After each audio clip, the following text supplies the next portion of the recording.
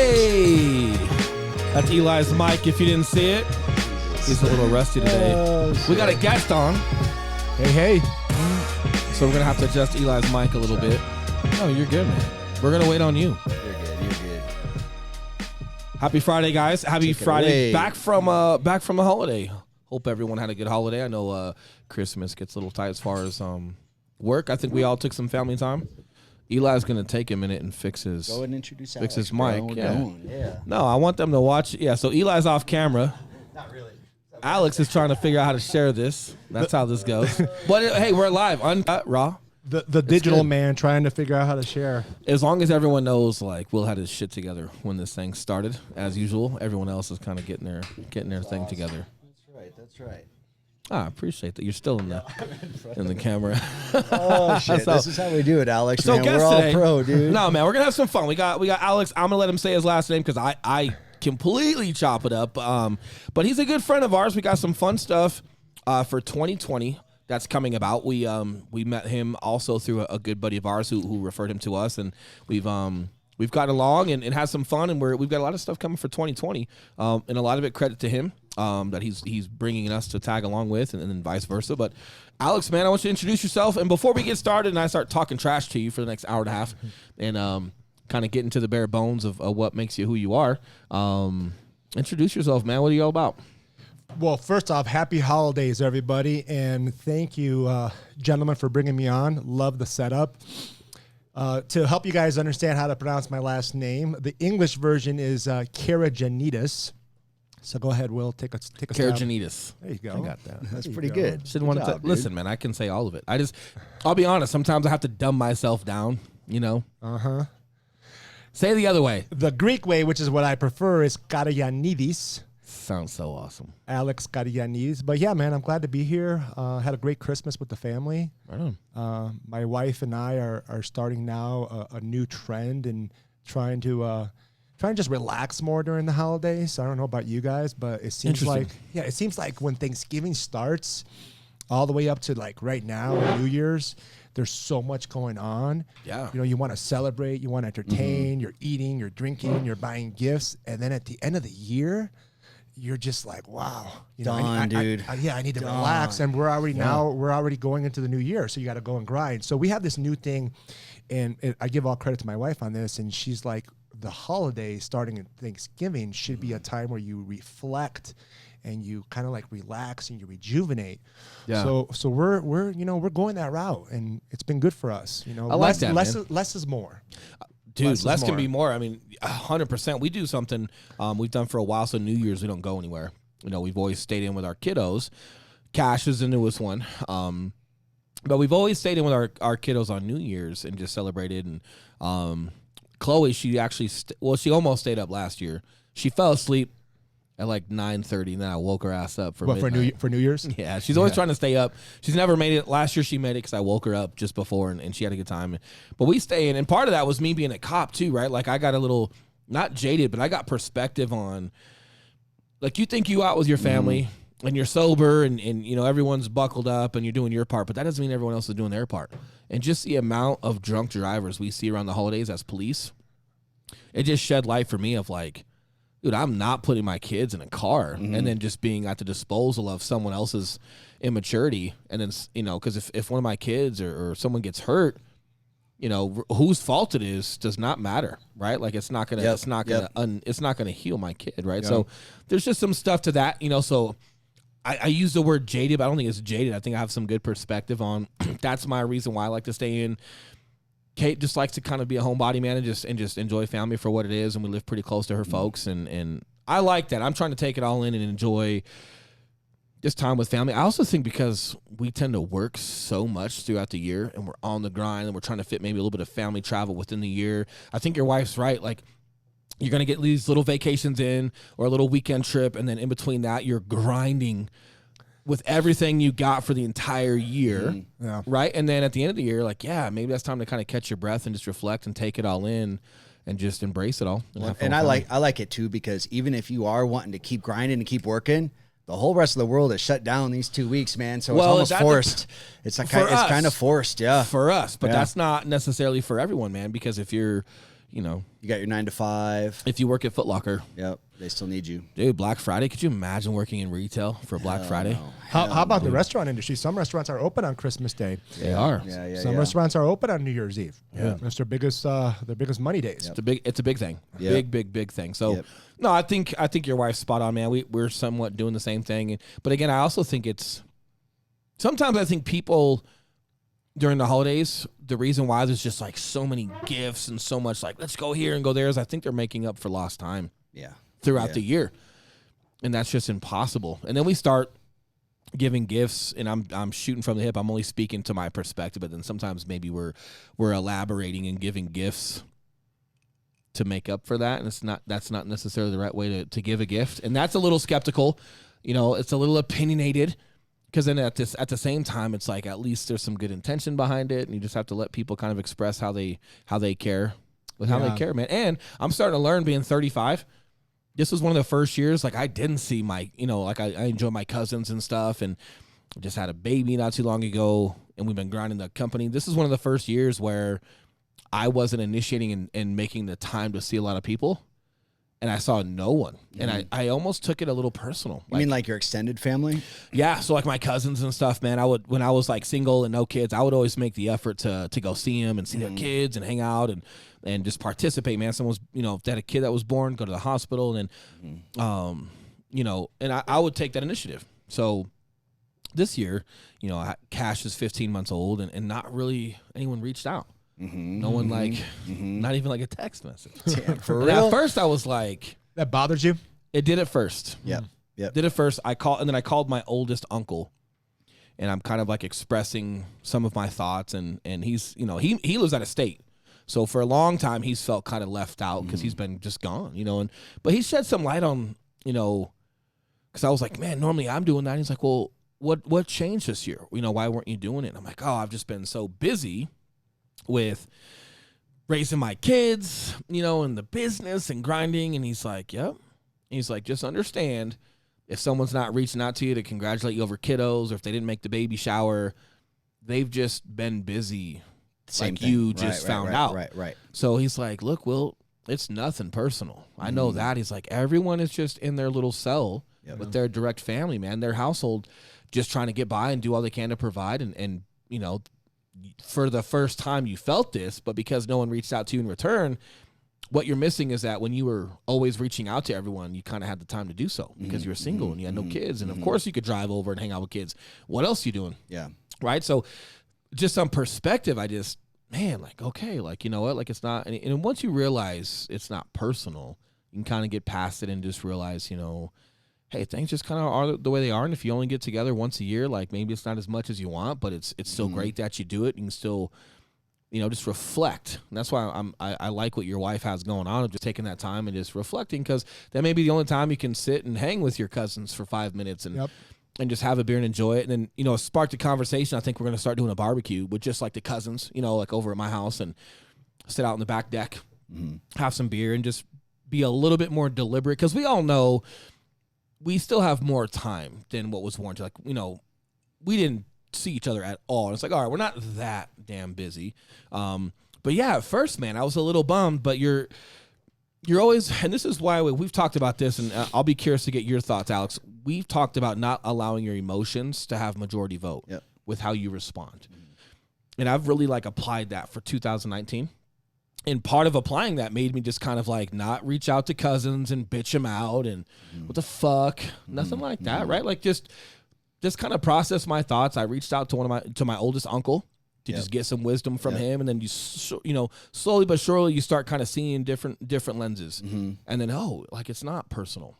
Yeah, it's not that they don't care about your baby or that you had one. It's that some of your cousins have like 5 kids. Yep. You know, I think they got a lot going on. I think very few things are actually personal, right? Because to make something personal, you've got to put thought behind it. You got to put intention. There has to be some sort of like, unless you're just a shithead, personal vendetta. You know what I mean? Yeah.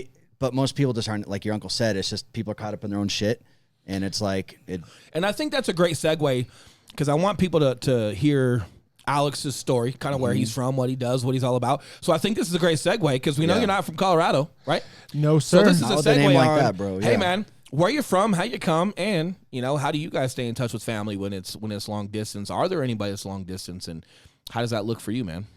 Yeah, well, chiming in on what you said, we all live in our own bubbles, right? So I agree with you, Eli. It's nothing personal. I have the same experience as well, where my close family, because I'm Greek.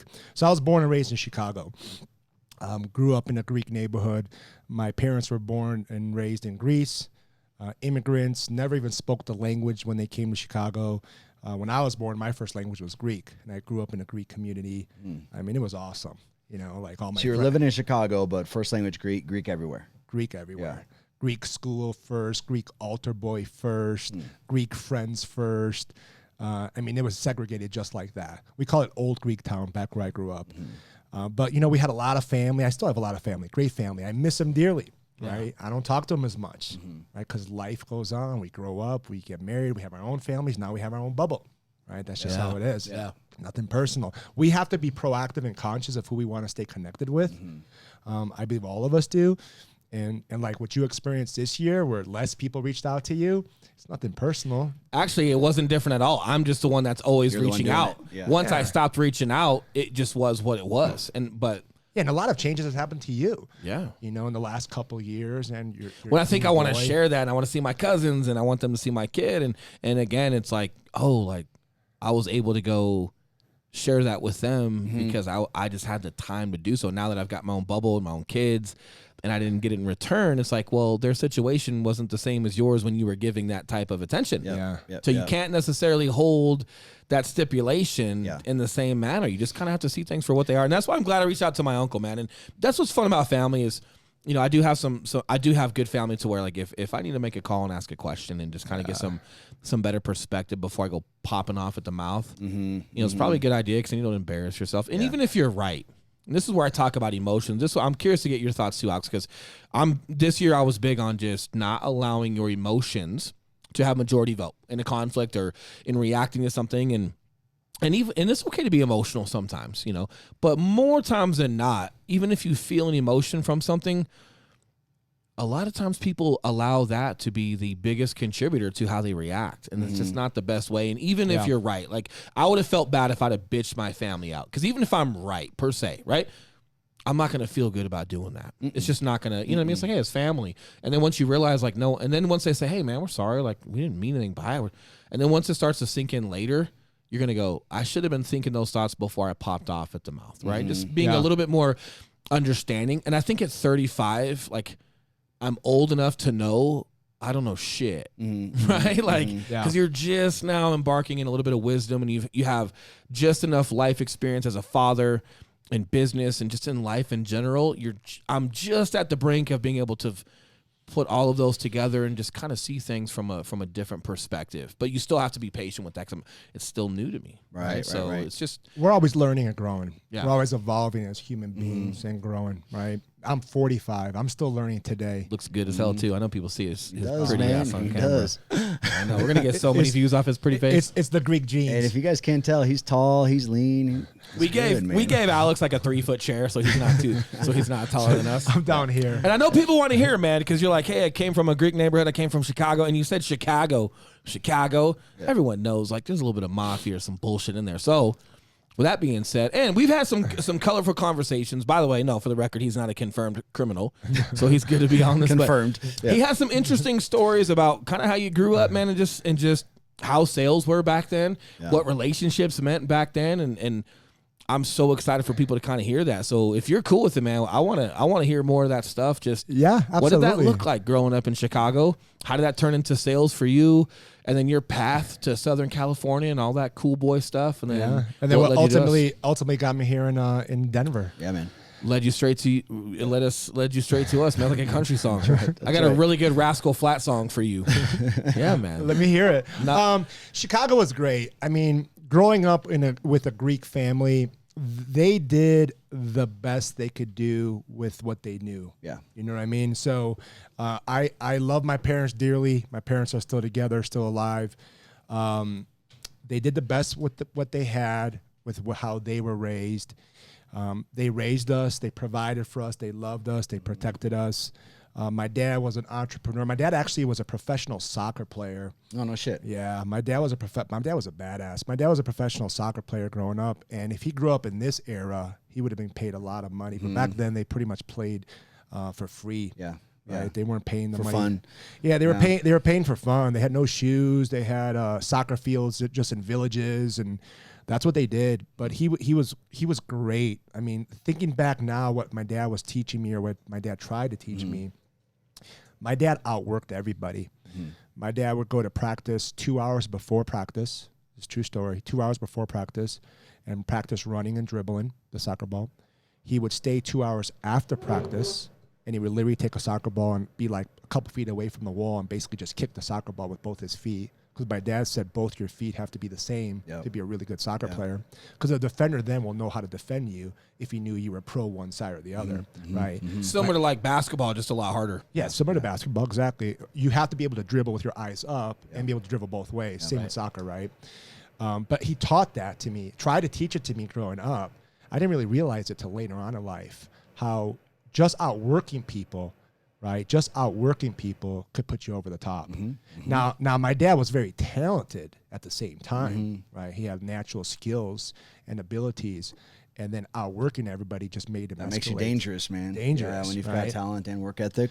So the thing with playing in Greece back in those days, there was no money, right? So what brought my dad from Greece to Chicago was soccer. My dad brought the first professional soccer team, Olympiacos, to Chicago, right? Back See how he smiles because it sounds cool. I get it. Well, it is cool. There's better. There's better. It is I don't know cool. if there's better languages in English. I don't know if There's a lot better languages. sounding. Yeah, You're cool, there man. definitely is. Like I feel like if Alex was mad at me and he was speaking like in is it Greek? Yeah. It Is that the proper word for Greek language? Greek? It is Greek, yes. I feel like I would just be like, yeah, thanks, man. He could be like cussing me out, like, Dude, right? cool, bro, Yeah. cool. Yeah. So my dad had a dream, right? He wanted to play professional soccer in United States. That's where everybody was talking about. And he brought the first team to Chicago. But soccer was not big. Even today, soccer's nowhere near as big as it is around the world, especially Europe. Not even close, yeah. Not even close. They're trying, right? They're trying. It's evolved. But there was no money. Even here in the United States for my dad. So my dad just jumped straight into like entrepreneurship. Yep. Wow. I remember hearing stories from my mom and dad where my dad's first business was selling hot dogs in the financial district in Chicago.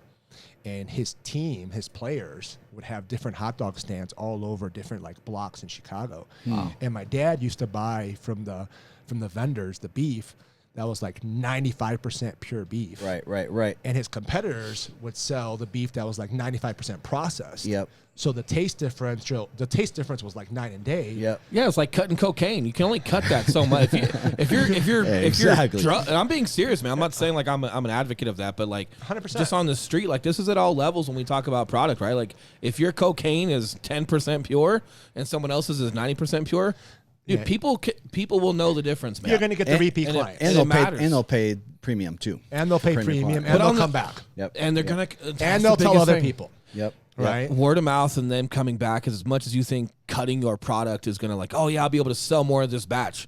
And that's the last batch you're ever going to sell. Yeah. Yep. Just to repeat a customer and the like, demand for what you got, man, like they're going to come to you.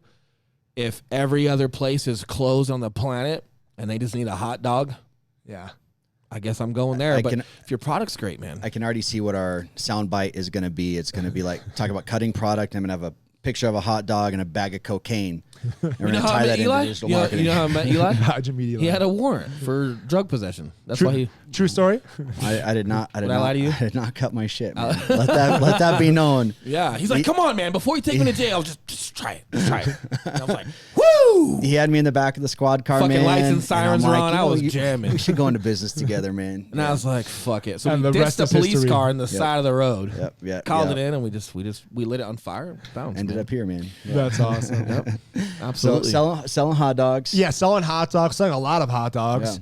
And then my dad kept playing soccer, and how my dad met my mom's brothers, my uncles were soccer players too. They loved soccer. And that's how they met. They competed. And then from there, obviously the relationship started, and we were brought into the world, in Chicago, and that's where that's where we grew up, and that's where we got raised. And I remember growing up, and it's funny because I started thinking about it this year, actually, because, we're older now, right? I don't speak to my aunts and uncles as much as I used to. I don't speak to my parents as much as I used to. So I started reflecting, and I started realizing how good I had it growing up. But again, my parents did the best they could do with what they knew. You're going to say that to your kids real soon. Yeah. You don't know how good you got it. It's true, though. But it's different. We've Super evolved. true. It's every generation evolves. They just protected and they provided, right? But what I learned from my dad was hard work, right? My dad worked very hard. My dad was an entrepreneur from the day he stepped on the land here. Where do you think that comes from?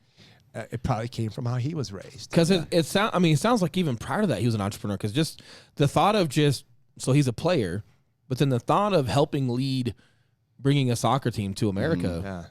You're thinking beyond being a position player on the field. I think a lot of it. There's more than that. I think a lot of entrepreneurial journeys start from a place of sheer necessity, to where you don't have something that you want, like a fight or flight, but instead of like a danger, like instead of like like a mass shooting fight or flight, when that's how you normally hear about fight or flight, like when you're in a corner, almost like a fight or flight from like just a living circumstance. Something has to happen, right? But I'm sure he was okay in Greece, right? Well, what was it? When he was brave, he was born and raised in the 40s. Yeah. Right? So his teenage years were the 50s and 60s. Yeah, we forgot to tell you guys, Alex, although good looking, because he's got great genes, he's like 100 years old. I forgot to say that. I wish. That'd be great. Dude, I know.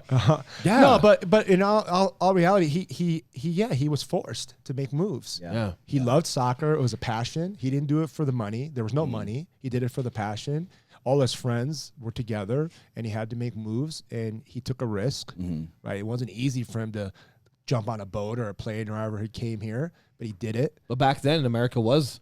Like back in the 40s, America was an extremely good No opportunity, guarantees. Right? No guarantees, but an opportunity in itself, though, right? An opportunity, a vision, something. Maybe you could look at and say there might be something better there for us, but nothing's guaranteed. Yeah. It's right? true. So how I was raised is I saw him working hard. My mom was a very hard worker. My mom was an entrepreneur as well. My mom was in the beauty salon business. My mom cut hairs for years till her hands got a little bit tired and her eyes, her vision. We're talking 40 years. Yep. And she had clients and repeat clients. Just a totally different culture, right? Where like people retire when they just can't perform anymore. But all the way to the end. Here's what's funny, man. Like, because Kate, she's Filipino, so the Filipino community is very similar to like your community. I think a lot of immigrant communities, very similar. Especially the ones that have made it to America, have very similar just work ethic and just different qualities about them. And like in America growing up, and I'm sure it's different now. So whoever's listening, like don't get all crazy if you're from America. I am too. All good, right? Like, but there at least for a while there was this like American dream per se at like retiring at 45 or 55 and like moving to Florida in your nice climate weather and then living in your 1-story ranch old person community and playing golf every day. But like people die. Yeah. Or like cops, man. It's one of the saddest stories that I ever heard when they were telling me the statistics on the percentage. And I can't remember the percentage. It was high, so I'm not going to say it because I don't want to quote it when I don't know it. But it was high. The amount of cops that retire and die within like the first 6 years of retirement. After retirement, yeah, man. They just whittle away. And it just kind of comes down to like just all of that pressure and stress of like. Even though the job was like hard and stressful, they had an identity, they had a mission, and it keeps you alive. It keeps you ticking, and then all of a sudden you give that up. Even though that's one of the hardest jobs on the planet, you were still more healthy in that realm, having a mission and an identity and mattering to people and being accountable.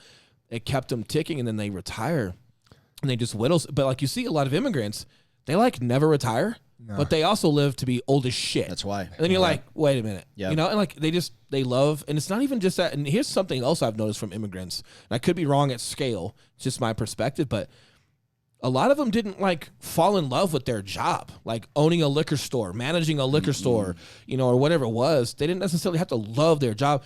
They loved providing for their family. Yep. And then they would love having their family around. And to this day, like they love the opportunity. Dude, Kate's father's dream. Yeah. is like all of us to live in like a cul-de-sac, man. You know, like everyone or like he has his own own land. Yeah. That's my dream, by the way. Everyone, dude, like everyone has their own house, their own private space, so you can like have your little family problems or privacy or whatever. But it's like all within each other. And there's a basketball player that there's this huge, I think it's in Texas. Anyway, it doesn't matter, but he bought houses for his entire family. Yeah, that's cool. And they live on this long street the street ends in a cul-de-sac, but the street starts and ends. It's all his family. And they love it, you know, like that's kind of like Kate's, you know, so like her dad is super smart, does like tech stuff, engineer, smart as hell. I'm not sure if he's in love with it. I've never asked the guy, maybe, but he's in love with like just being just the head of the household and providing and seeing his family come around. Yeah. I do want people to love their careers, right? But at the same time, I think America, sometimes we get so spoiled in thinking that we have to love everything about it. Well, I think a lot of us, you get soft, man. I think a lot of us in our generation, we saw our parents have that awesome work ethic, but also maybe not love life the most, right?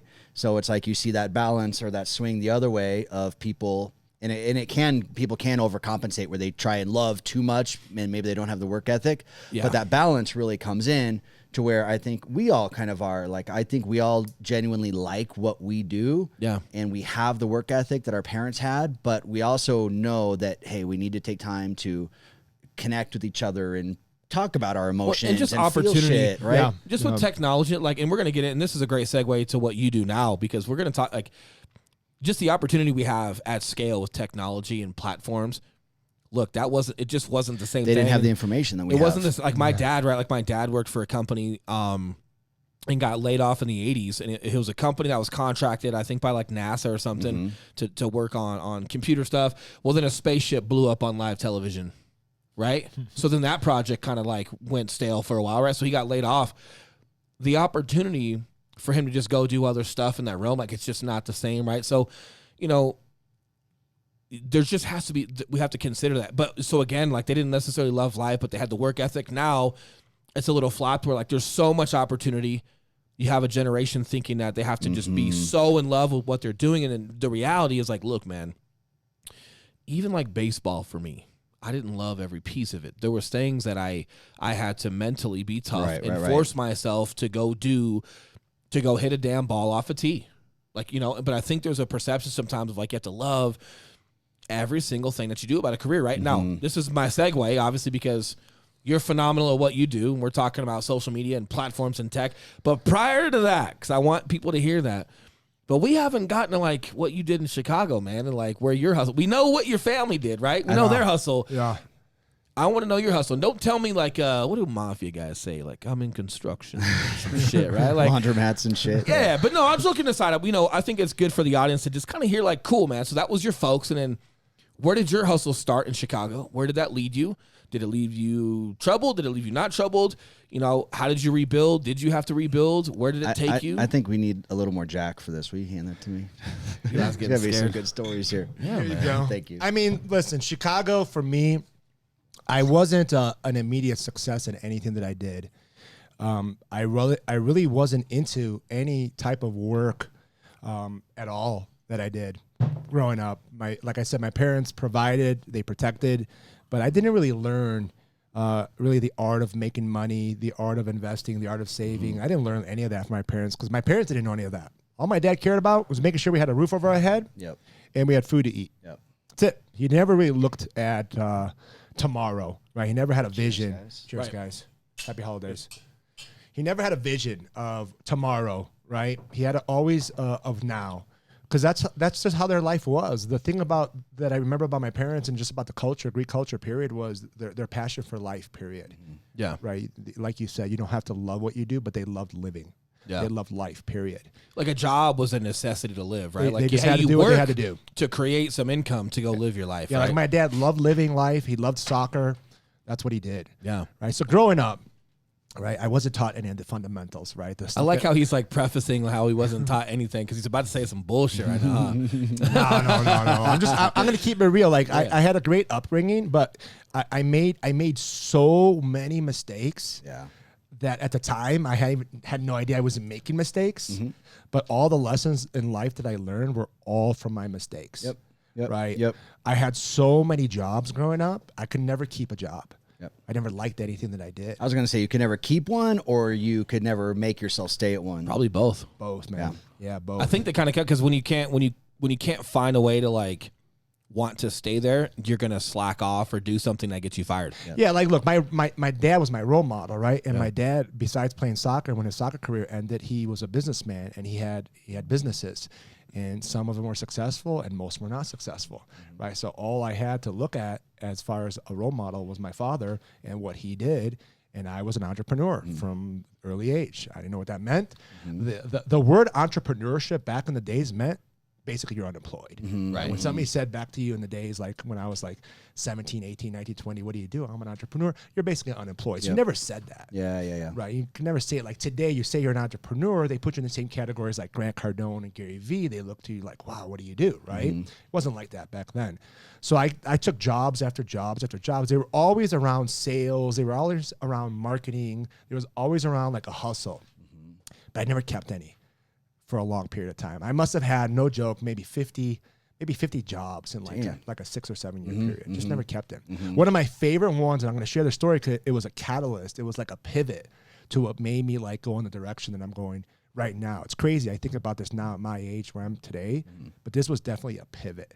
So have you guys ever heard of people selling speakers from like the side of a van? Dude, So I those are- bought speakers from a fucking van.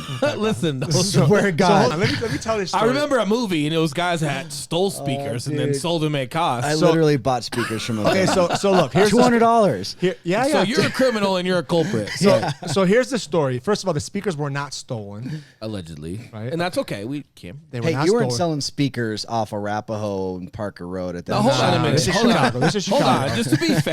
Just to be fair, they weren't stolen or you did not steal them. They were not stolen. All right, Okay. cool. This was at the time. I can't speak today, but at the time, this was a reputable company. Yeah. I believe out of Maryland, out of the East Coast. And I checked out this ad in I think it was Craigslist or something. Our version of Readers over there. And it was a sales job. It had nothing in the ad copy about what I'd be doing. A van in a parking lot. None and of all that. Just a sales position, entry level, potentially make $2,500 to $5,000 a week. I was like, yeah, Shit, you know, yeah. I'm young. I'm like, Yeah. let's go. I go to the interview. I get hired on the spot. I get out of the interview. At this point, I'm with my girlfriend, and she's driving with me. She goes, so did you get the job? I'm like, yeah, I got the job. She goes, that's awesome. What do you do? I don't know. I have no idea. But Yeah. I'm supposed to be here tomorrow, and they're gonna pick me up, and we're gonna just get rocking and rolling. So that was like a minor league for the mafia. Right. What That's they did, yeah. that's how they laundered their money. They opened up yeah. businesses, that being one of them, and then they watched you. Yep. And if you were successful, Yep, that's true. hey, So the boss wants to So see there's you. there's a mafia spin to this. Oh, shit. It's a cool spin. So I show up the next day, and my first day on the job, the training was I had to get in a van, and I sat in the middle. Listen, I sat in the middle on a speaker. We're talking big speakers, shit, man. We're not talking small speakers, Yeah. right? Yeah. And I sat on a speaker because there was no other place to sit, and behind me was a van full of speakers. Probably about 30 boxes of big speakers. So I'm sitting in the middle, and there's a driver and there's a passenger, and the driver tells me, "You're gonna follow us all day, but we have one rule, one requirement." I'm like, "Cool, what's that?" "Don't say a word at all. Okay. Just watch Okay. and listen." I'm like, okay, Okay. cool. All right, let's go. So we drive off, and I lose my mind. The passenger guy rolls his window down and starts talking to people as they're driving and telling them, "Hey, we got extra speakers. Do you want any?" And he would pull people over, and the passenger guy puts his window up, and the driver gets out and does what's called a pitch. And it's basically a show, and he opens up the van, and he's like, "Hey, man, we got all these extra speakers from our last load. We don't know what to do with them. They're extras. Do you want any?" And then the guy would come out on the passenger side with a magazine, a hi-fi magazine. There was an article of this company. Oh my God. And these speakers would be sold for like $2,000. a Proof of pop, concept, right? right? And the whole van got sold in one day in front of my eyes. Damn, dude. Right? I'm like, Yep, whoa, yep, bro, yep, cash yep. money we're talking Yep. about. So basically, you could sell the speaker for whatever you want. By the time you go back to the warehouse, you have to give the cut back to the warehouse, which Yeah. is maybe $100 a speaker. So anything above that was yours. Right. And these guys would walk away with $2-3 grand each Yep. cash. So I'm sold, right? What year was this? Roughly? I mean, I'm 45 now. I'd say this is when I'm like 18, 19. Yep. So we're talking about 20 plus years ago. Yep. So my first run at this, I failed horribly, right? I would start rolling the window down. Hey, you know. And but I'll still probably buy from you, dude. But hold on. But within I would say not even a week, maybe 2 weeks tops. Yeah. I become the top salesman for the company. Yep. Damn. Me and let me tell you this mafia story. This is a true story. So me and one of my guys, I remember his name. His name was Chris. Back then, he was the top guy, and I was the top guy. And you never put two top guys together in the same van because what happens is they get a little lazy, they get a little lethargic. They're not doing what they're supposed to do. And no one's getting better because you guys are just around each other. Yeah. But one day, the boss wanted to see what the two top guys could do together, and he puts us together. So me and Chris, we go at breakfast. Everybody goes to work. Me and Chris go at breakfast. We go do our thing, and we get going. And the first guy I hit on the car, he's driving a Cadillac. Cadillac was my favorite car, still one of my favorite cars. Old school Cadillac, like DTS, back in the days, old school. And I see this guy lean back, older guy, gray hair, pinky ring. And I'm like, oh, bro, go to that guy. I go to that guy. I go, hey, roll your window down. He rolls his window down. I go, hey, man, I got a van full of extra speakers. Right, we're not taking them back. Do you want to take a look at them? He goes, pull over. I go, hey, man. I go, we might have something here to my guy. Guy pulls me over. He goes back to the van. I open up the van. He goes, are these hot? I go, no, sir, they're not hot. They're just extras. He goes, follow me. We follow him. He takes us on a 25-minute detour joyride. We're like, what's going on? He takes us to an area called Villa Park. I don't know if you guys are familiar with Villa Park in Chicago. It's like an Italian area. Takes us to his house. Pulls us in the garage. Oh, God damn it. It's a true story. He says, I want all the speakers, and I want the van, too. I said, what? I said, no, you don't understand. These aren't hot. I can't give you the van. The van's a company van. I can give you the speakers, but I can't give you the van. He was like, how much for all the speakers? So I go to my guy really quick. I go, hey, man, he wants all the speakers. He's like, oh, awesome. Let's make him a great deal. Guy gives us cash for all the speakers. Within like 2 hours of us leaving the warehouse, we drove back to the warehouse with an empty van. You didn't die? No. You didn't get robbed? No, the guy gave us cash for all the speakers. He's here. No. Holy shit. You didn't die? Dude. Just to be clear. Oh, my God. You That's are good. you. Yeah. Right? I'm here. I'm alive. Thanks for clarifying. That day, we ended up selling out the van 3 times. Damn. Me and Chris. Went back out, full van, sold it out, came back, went back out, sold it out. So anyways, that was one of the best jobs I had, right? So here's a story I want to tell you. This is the pivot. So one of the sales trainers from Maryland flies in, and he wants to do some training because that's where the company is headquartered at. And these guys are big ballers. And he comes in, and he's staying at this hotel. And I have to mirror him. So I'm with him for 3 days. And I get to his hotel room, and he's like, hey, do me a favor, man. Go on the top drawer and open it up for me. And I opened it up, and it's like the drawer was full of cash. And he's like, yeah, that's 2 days' work here, man. He goes, you want to make some of this money with me? I'm like, yeah, that's great. Let's go. He goes, first thing we got to do, he's like, we got to work on your mind. He goes, do you read books? I'm like, no, I don't what? What do you mean? What kind of books? He's like, do you read any books? I'm like, no, I don't read books. He goes, all right, let's go. So we go to Barnes & Noble, and we walk in Barnes & Noble, and he takes me to this section called the personal development section, and he gives me my first book. The book was called The Ultimate Sales, the Augmentino book, The Ultimate Salesman. Yep. Right, you know which book I'm talking about? Super thin. Super thick white one. He goes, World's Greatest Salesman. The World's Greatest Salesman by Augmentino. Yep. And he goes, this book will change your life. Yep. And literally it did. It was the pivot. I never read books before. Now all the kinds of books I've read since then up to now are all like sales, personal development, marketing. So that was like the catalyst. That was like the pivot for me. I ended up not staying much longer because the company ended up like shutting down. Because they were hot speakers. Who knows? Because the IRS called. Because once a certain area gets affected, that's it. You gotta bounce. People only need so many damn speakers. But that book literally started a trend for me. And then I started reading all kinds of books. I started researching Zig Ziglar and Brian Tracy and Jim Rohn and all the people that we know of now. And Dale Carnegie. It's a funny story. My wife gave me a gift for Christmas just a couple days ago. And she gave me an autographed original version of Dale Carnegie's book, the How to Win Friends and Influence People. Yeah. I've been reading it. It's funny reading a book that was written like in 1918 or something. And all they talk about is like President Lincoln, Benjamin Franklin, Henry Ford. So it's very different, but the principles, it's all the same. This is the crazy thing. The principles are all the same. Well, everything, man, this is something that, so like we've been pretty good at sales, right?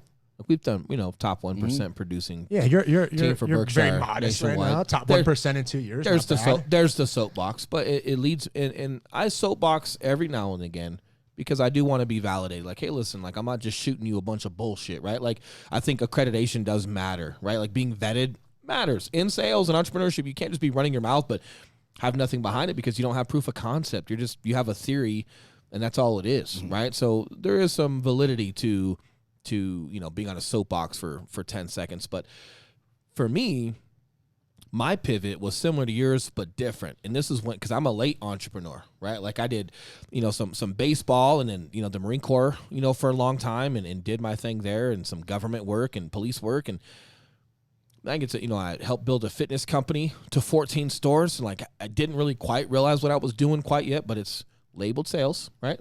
Okay. Sure. We're selling franchises. We were the franchisors, right? I was number 2 in that company and no ownership, but helped. I was the director of operations, right? So, and then we started our own thing. And I did a talk down in Denver of, from 0 to 240K, in my first year.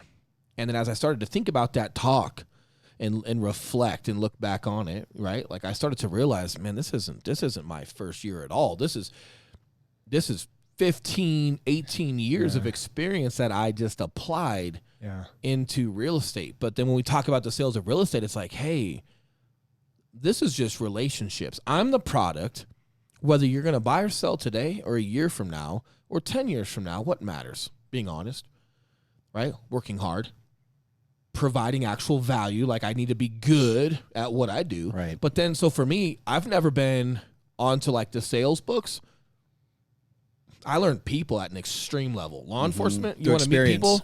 Yeah. Hands on. Through experience. Just very hands on. And when you're watching and observing people from what I did in the Marine Corps, from what I did as a police officer, it's so honest because I'm not a salesman. So their guard is not up with me.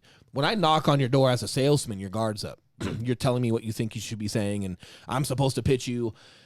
It's a different environment. When I meet you as an officer, I'm organically just getting human beings. And then what happened was I started literally, man, just subconsciously applying my emotional intelligence to real estate. I would feel certain things about a lender. I would feel things about clients, and I would answer the questions they were too afraid to ask, and comfort and just bring a less stressful environment and a prepared environment to them, which created referrals. But I'm glad you brought up that book because now that like I'm more into reading and things like that as well, I'm not so much fixed on sales, right?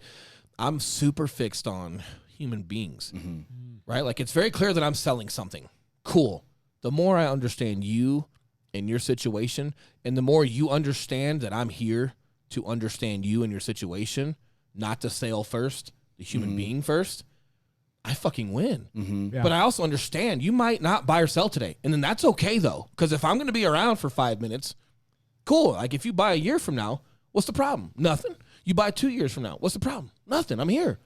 What matters is how well I treat you. And what matters is my message of putting you in your situation first before the sell. Well, and you had... dude, not to cut you off, sorry. No, you're good. It's gone so well. There's been people refer us clients that haven't even bought a house with us yet. They're still in credit repair, or they're still going through a divorce, or they're still different circumstances. But we took such good care of them just as human beings. They've literally referred family members to us that have already bought or sold with us. So those books, I think you're spot on with that. It's like sales is especially now. Pitches and different stuff back in the day, multi-level marketing back in the day, Hoover vacuums back in the day. I get it. That's not where we're at now. People are educated. Things are transparent because of your field that we're going to get to here in a few minutes of internet, right? It's a people to people business, right? It's not B2B or B2C. It's P2P, man. We're all people. Let's talk about some of those relationships, man, because you said like that one guy changed your life. I mean, that sent your life down a whole other path. That was a pivot. Just by him asking, hey, man, do you read books? Yeah. Yeah. So what are some of those relationships like, dude? And how, I know we were talking about that earlier, you know, kind of how we all came together and how you can intentionally leverage relationships. So prior to that, so you read that book. So book. So that was like the seed that was planted, and I felt You took that and ran with it. Yeah, but I also felt that I underachieved growing up, right? Because my dad was, I wouldn't say my dad was an overachiever, because my dad had a lot of abilities and talents, but I definitely underachieved growing up, because my dad was, I didn't mention this, but my dad was very soft with me. My dad coddled me a lot. My parents did. And it was great, but looking back now, it's not. Right, coddling people and loving people is great. Like, my wife has an amazing balance of coddling and being firm, one that I've never seen before. Yeah, that was my mom. My exact same thing. My mom was just like that. Yeah, my dad was more of the and you ironically, you both have me in your life. Yeah, I know. Like, looking back now, I mean, if I had to do it again, if I had to wish, right, and do it all over again, I would wish that my parents were super hard on me, because I'm really into sports now. Right? I'm more active now at 45 than I was like at 15 to 25, which is kind of like your peak years if you want to be an athlete. Yeah. So growing up, I underachieved. So when I got into the world of business, sales, and marketing, and we'll talk about, you know, BSM and why I named it BSM, I wanted to overachieve so much.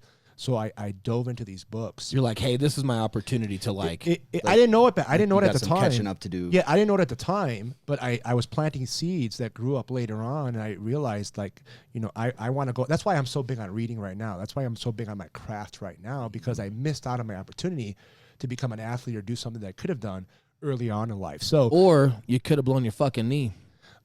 Exactly. You don't know what could have happened. Just to your point, right? Yeah, yeah. Because a lot of people, you know, I think what's so powerful is that you identify, hey, I was coddled, didn't necessarily have the tenacity maybe I could have had growing up, which now feeds it to you now. Yeah. I think that's the key, because there's also people are hard on them and they're phenomenal athletes, right? And then they blow a fucking ACL, they blow a knee. Yeah. And then there's just nothing left, because that's their whole world. Yep. So who knows where you'd have turned out. So I think, again, man, like, I'm exactly where I need to be right now. Just the fact that you can identify, like, hey, love my family, love my parents, they did everything for me. However, this was one thing that they kind of did that maybe isn't the best. And then here's how I'm going to combat that now. Having that type of like self-awareness, just being able to identify that fucking makes it. Yeah. Now I feel like, nothing else matters. You just identified that, you're where you need to be. Yeah. Period, man. Because I have successful friends that were phenomenal athletes. They're drunks right now. You know what I mean? Like, you just, not that I call you a drunk, but just the fact that you can identify, here's what my past was like, you know, and reflecting back on it, here's how I combat that, and then apply differences now. Yeah. Win. Yep. Win. Yeah. So I'm in sales. I'm bouncing around from jobs. You know, I have my group of friends that we've all grown up together. We're all up to no good at this point. We're getting into shenanigans. This is the stuff you told me about. Yeah. This is definitely not stuff I'm going to share. For all of you committed listeners that are 48 minutes in, now we get to the benefit. The shenanigans were for real, right? I was literally on a direction going nowhere, and I had a relationship at a young age, and I had a son at a young age, right? Never married. His mom and I, we're great friends now today. We're together today as far as knowing each other, but we didn't get married. We couldn't get married. We weren't meant for each other. So we split up, and she ended up relocating to San Diego with my son. Mm-hmm. And that was the catalyst, and that what has caused me to move from Chicago to San Diego. So ironically, when she moves to California, right? Right. Was it just time to leave Chicago? Because you say, like, hey, it wasn't time yet. No, it wasn't. It was close. But you were running and gunning, not quite doing the best things. I was definitely running and gunning, definitely not doing the best things, but it still wasn't. But you're making some cash. It still wasn't time in my mind. Yeah. Right. I did not know, but it was time. Right. So I went to visit San Diego, and I didn't like San Diego at all. I didn't like the palm trees. I didn't like the sun all the time. People saying hi to you and shit. Stupid palm trees. I just sunny beaches. Good morning. Like, how do you know it's good? It just wasn't the culture that I was used to. Yeah. Right. I was used to the Midwest vibe. I was used to seasons. I was used to culture, my people. This was completely different world. I've never been to the West Coast, so I didn't like San Diego. Yeah. I had a girlfriend at the time, so even though my son's mom and I broke up, I had a relationship. I was in a really serious relationship that was going great. So I had to give that up. So everything ended up working out, but it was resistance along the way for me. Yeah. But I ended up going to San Diego. So you visited, didn't like it, but still went, and primarily because your son's there, and you got to be with your son. I had to be with my son. It wasn't. So no one had a hit on you? Like the pinky finger wasn't looking for you for more? No? You didn't owe that guy any money? No. You didn't have any gambling debt from Pinky Ring? Nobody followed me from Chicago to San It's just Diego. like a Mickey Pinky Ring out there. This is not the same Alex you're looking for. And I used to have a pinky ring right here. I bet. My mom did not like it. Yeah, no shit. So end up in San Diego, not liking it at all. Have really nothing to fall back on. Didn't really learn how to save money, right? Any money, any kind of funds or money that I made, I spent, right? So I had really nothing going for me. I had my son, 3.5 at the time, had his mom, very supportive, and then I had this new opportunity, right? So the first job that I get, I actually sold cars a little bit before I left Chicago, just a little side gig that I had. So the first job that I got, The stolen cars. They had like a car lot where that had the warehouse where you got the stolen speakers from. Yeah. We have those on Colfax here. Yeah. So the first job I got in San Diego was at a car dealership. And then right behind it, I also got a job as a telemarketer, not knowing it was for a mortgage company, which is a telemarketing position. So I ended up taking the car dealership job just for a couple of weeks, but it was too far away. It was about an hour commute. So I ended up falling back to the telemarketing position, and that's how I got started and entered the mortgage business. Interesting. I was basically a telemarketer making 500 calls a day. Oh, back then. Dude, 100 calls a day is brutal. Bro, we were making 500 calls a day, predictive dialer. Back then there was no rules and regulations and laws. You could call anybody you want. So we started in Florida first and just came west, worked 6 days a week, literally every single day. And that's also the same job, the same company that I met my current wife today. So my current wife today, my only wife, my wife today, relocated from Portland. She was sick and tired of Portland, and her best friend relocated down from Portland to San Diego at the same time that I left Chicago to go to San Diego. We both got a job at the same company during around the same time. But never knew her. No, never knew her. Like this was just independent. She decided to go to San Diego the same time you were, but you guys had we never met her. Stars aligned kind of thing. Stars aligned for sure. You and I. She was in the same exactly department. What I was thinking. Yeah, that's exactly how I found you. Yeah. Sorry, Kate and Megan. The stars aligned for us two dudes over here. Shit. So we're in the same department. I'm a telemarketer. She's a telemarketer just for a little bit. Then she turns to credit, and then she goes into processing. I gotta ask you. Yeah. When you introduce yourself, how do you say your name in actual Greek? Alekos Caragiannides. Did you say, "Hello there, I'm Alexos"?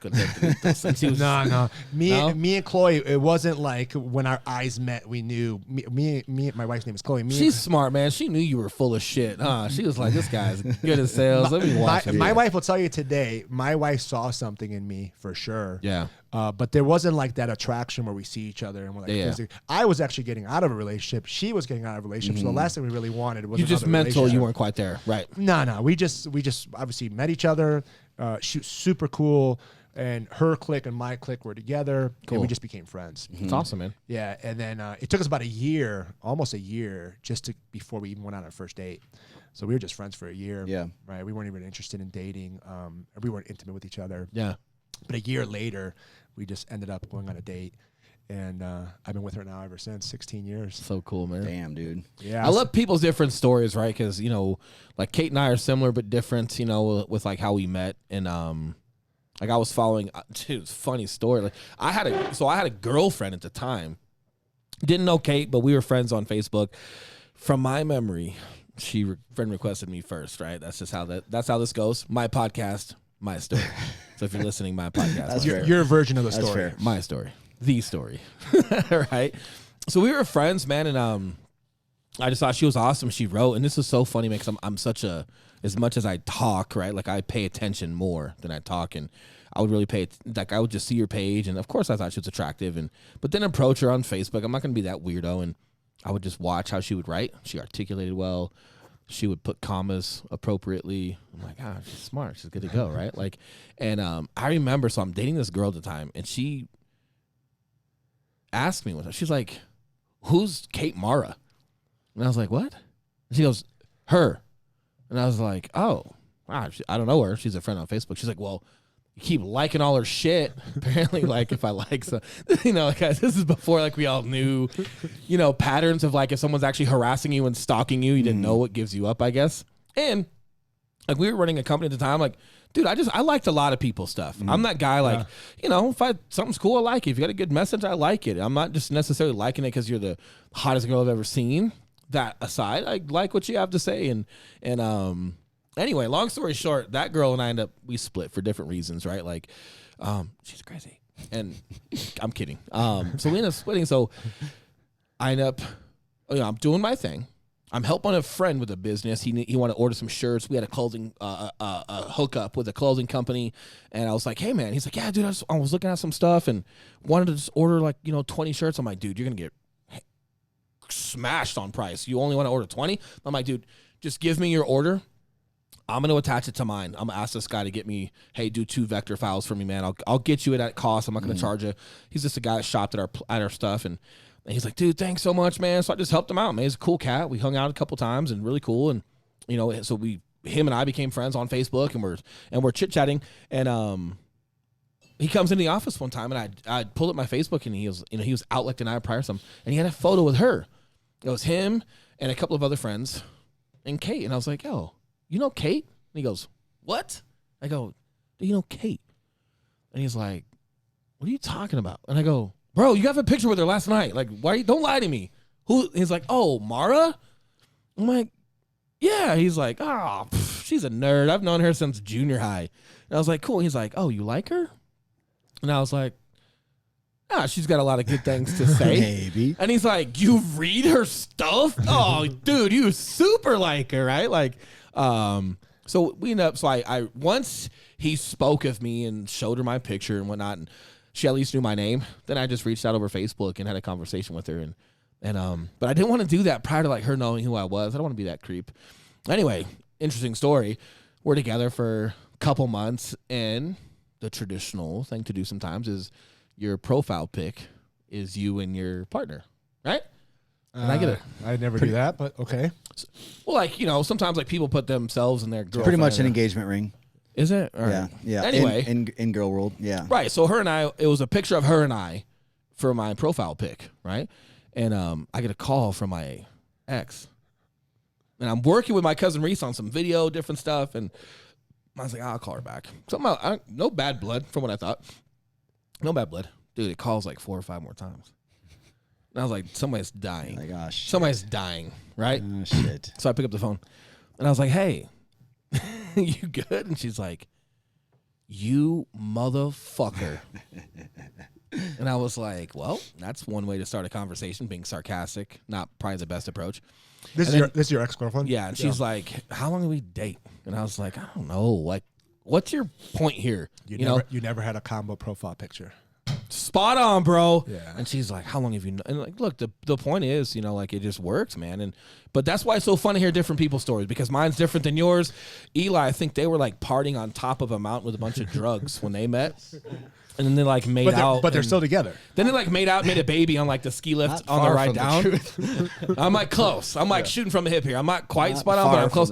But what's funny, man, and this is why it's so fun to like be around successful relationships and having a different story. It's like, look, you just got to do what works for you. You just got to be true to yourself and who you are. And if it's a year later, but you built a friendship, hey, great. And if it's not, I've known someone 5 minutes, but it clicked, and then you guys found a way to make it work. It's fun. Yeah. But I promise you, just like in business and relationships, no matter how different things start per se, there's some core fundamental values that you'll find in every successful relationship, whether it be business or your partner that you have a family with. There's some fundamentals there, but it's fun to hear people's like stories. So yeah, I agree. So you hit it off with her. You guys date. Is this when? So I know you didn't like San Diego, right? So yeah, it took me 3 years to fall in love with San Diego. Okay, so even after you start dating your current wife, yeah, it took me 3 years. You still didn't like San Diego. No, I didn't like San Diego. It took me 3 years. But we build a friendship, like you said. We then become a couple. We're in the business, right? We're in the mortgage profile business. pic? She was not on my profile pic. She's still not. That's the first time I heard of that one. But we get into the mortgage business. Her and I actually partner up. We partner up and we get involved. One of my first mentors, great man, Sam Webster, took me under his wing as a mortgage broker.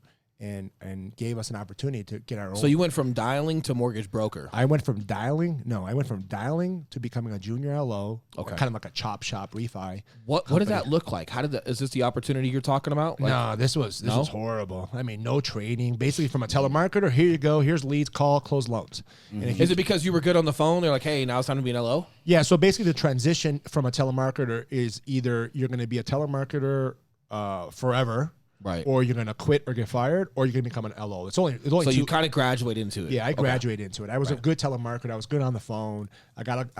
Basically, my job was to call people cold and get date of birth and social security numbers. Bro. Yeah. And then transfer that lead to the other division, which was the loan officer division. Yep. That was the company. 30 or 40 telemarketers on one end of the building, 30 or 40 LOs on the other end of the building. Could you imagine being a loan officer back then where like just people's numbers and socials pop up on your desk? Yeah, like, but back then was the gold rush. yeah. You know whatever the fuck you wanted. Yeah, back then before But people were just so ready to buy if they're willing to give that over the phone. This is before the meltdown of 07, 08, or 09. So it was the gold rush. Yeah. And I got in towards the end of the gold rush. Right. So after being a telemarketer for about 8 months, I became a junior LO. I got fired because you have to hit a quota.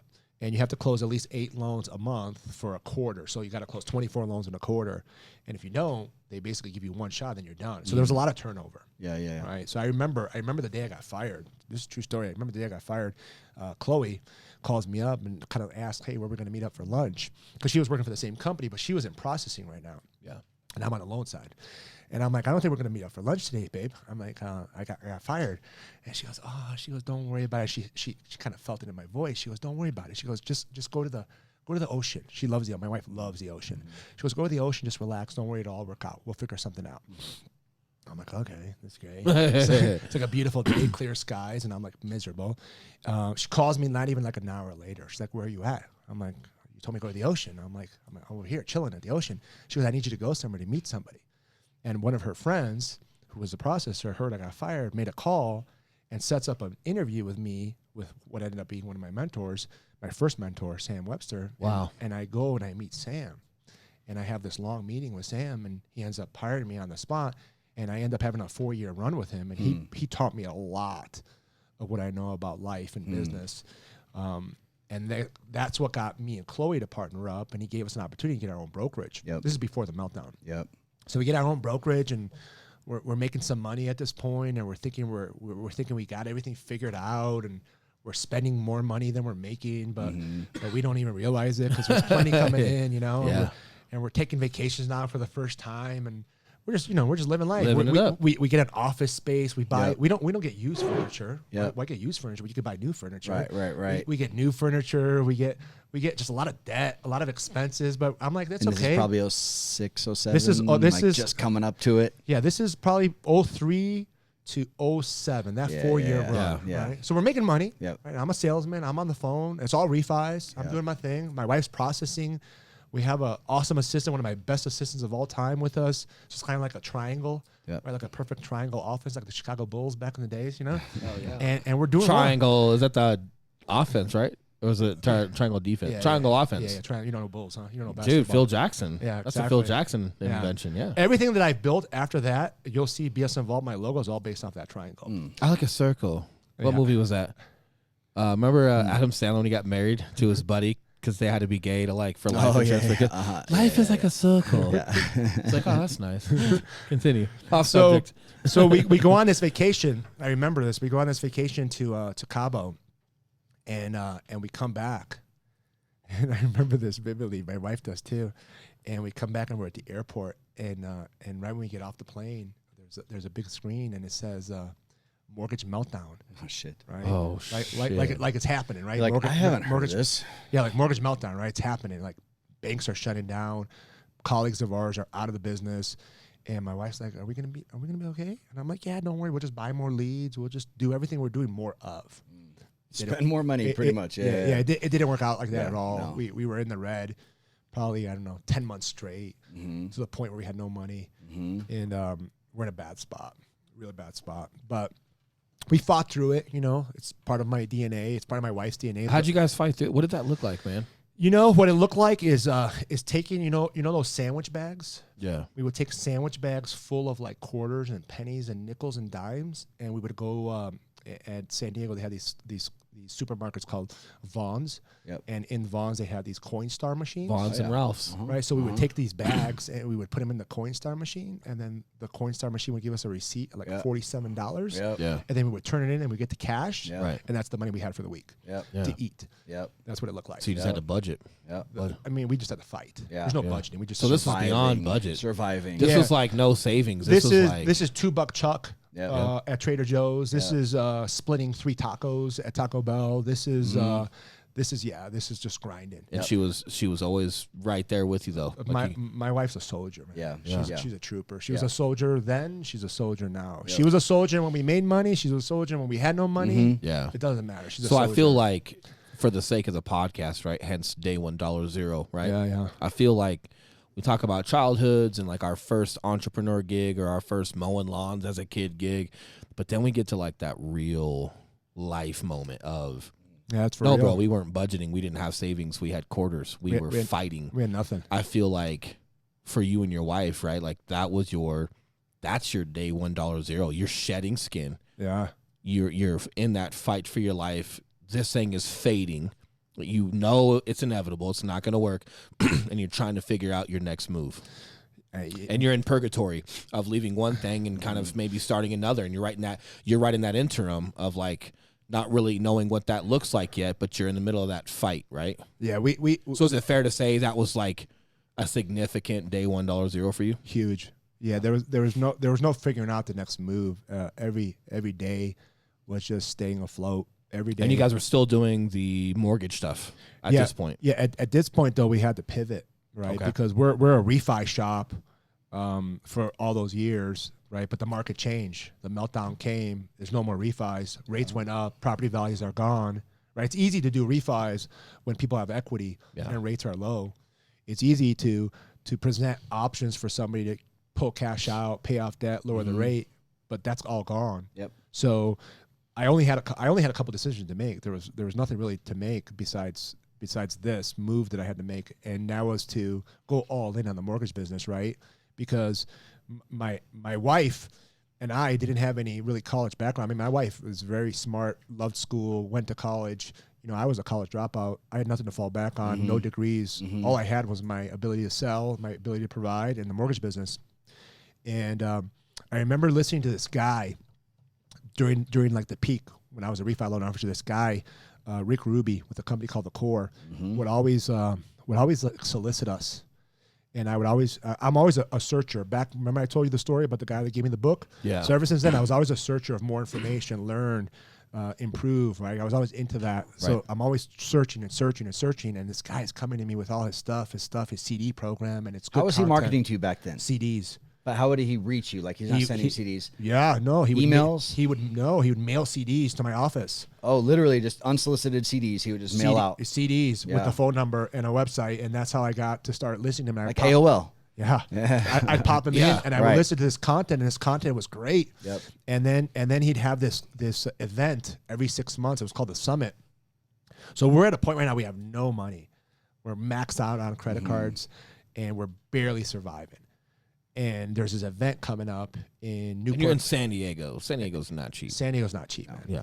And there's an event coming up in Newport Beach. This is like we're at a point where now we dissolved the company. We had to shut down the company, our brokerage. But I can't get out of the mortgage business. I tell my wife we only have 2 choices. And there's this event in Newport Beach. I go, I got to go to this event. She goes, how much is it? And I said, it's way more than we could afford, but there's no choice. I go, what do you want me to do? I got to go all in. I got to pivot. Yeah. I knew I had to pivot. I was just pivoting late. I knew I had to pivot, but I'm pivoting late. Yeah.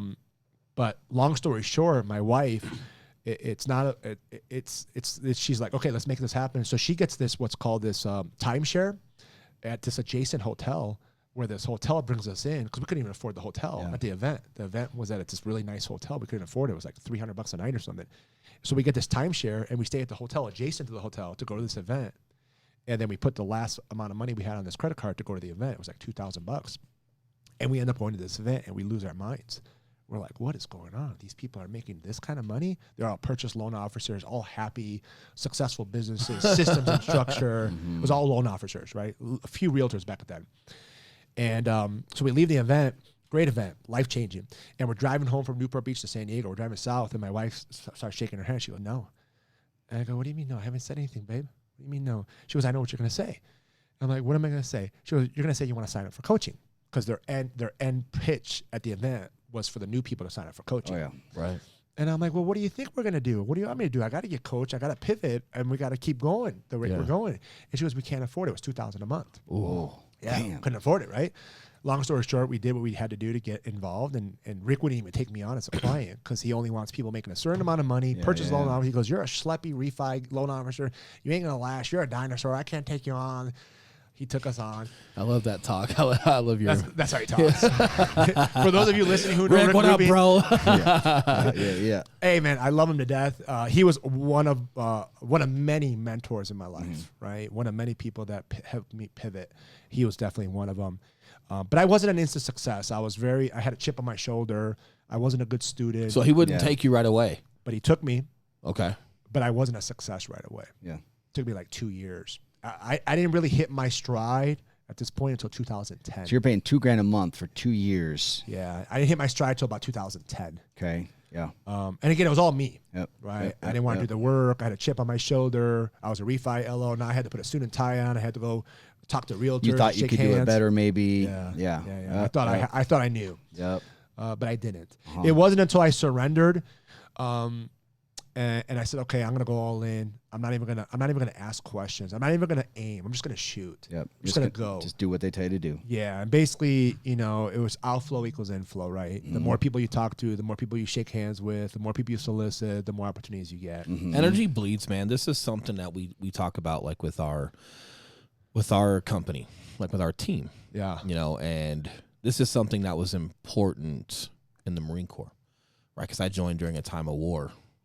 During a time of, I'm like end of 04, 05, Bubba, when I joined. This was post George Bush on the USS, whatever the fuck, saying we've won. And it hadn't even started yet, right? Like we're talking like super heavy combat operations, right? And something that I try to speak to a lot, man, is culture. Right, and something that I believe in, and it's hard to teach culture. There's fundamentals that you can get into. It all kind of derives from, first and foremost, like whoever starts something, you have to be extremely proficient at what you do, right? And you have to be extremely dedicated to the people you bring on, right? Because there's going to brew some trust in your proficiency, first and foremost, right? Like the whole fat gym teacher concept. If you're a personal trainer and you're huge, people are doubting you from the get-go, correct? Same thing in business. Agreed. If you don't have a platform to stand on and have shown some successes within yourself, it's hard. But then after that, so people have to kind of trust in like your proficiency, but then people have to trust in you as a person. And that's where you kind of have to sometimes, man, like take the lumps, right? And just do what's right for people, not necessarily for a dollar. But it's important because it builds culture within business, right? And what I'm getting at is Marines would proudly go to combat with their leaders. Yeah. That's awesome, man. Marines, we would idolize them. We would talk about what it's going to feel like, what it's going to be like getting in a shootout with Captain so-and-so. Culture. But we also bought in. We also were 100% dedicated to our leadership, to their combat theory, to Marine Corps tradition and Marine Corps identity, man. Like if you're not dove in, if you're even one toe out, you're going to get yourself or someone else hurt. But culture can overcome extraordinary things, like combat operations, in a less serious realm, but still very important. I might not provide for my family realm. Like I think it's important what you're talking about right now, because it was like, hey, I had to just go with what they were saying, but there's like validity to that, because it's like, hey, not only did I have to do what they said, I got to believe in it. I got to believe in what they're trying to teach me. These guys are successful. They're making money, whatever it may be. Hey, I got to put my own ego or chip shoulder to the side. And I got to find a way to not only do what they say, but find a way to believe in it. Yeah. And put that best foot forward versus, like if I'm your trainer, and I tell you, here's the muscle groups to train every day, and you can go every day and check the fucking box and not put any effort behind it and not make any significant gains. Or you can really embrace the training, embrace the gym, and max out every set and really put effort in and make significant changes, right? So it's just so important for people to hear what you're saying, as far as like, hey, I had to kind of put some of my own stuff aside, man. Yeah, I agree. It's important to have mentors, right? There's a difference between getting advice and getting counsel, right? I learned that not too long ago, but it's real. Like, counsel is coming from a source of people that have done it, right, and are doing it. Advice is coming from people maybe that care about you.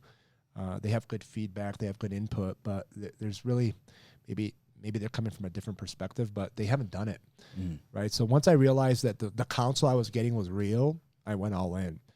And that's when I had my best stride. That's when I had my best run. I had a 6-year run, probably 2010 to 2016 was my best run as a mortgage originator. I did well. I made good money. I served a lot of people. I built good relationships. I built a good team. It was great.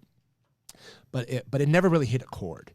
There was always something missing. I didn't know about it, but there was always something missing. So about 2012, I was my first taste of being a producing branch manager for a company in San Diego called Veterans United Home Loans. Great company, great people.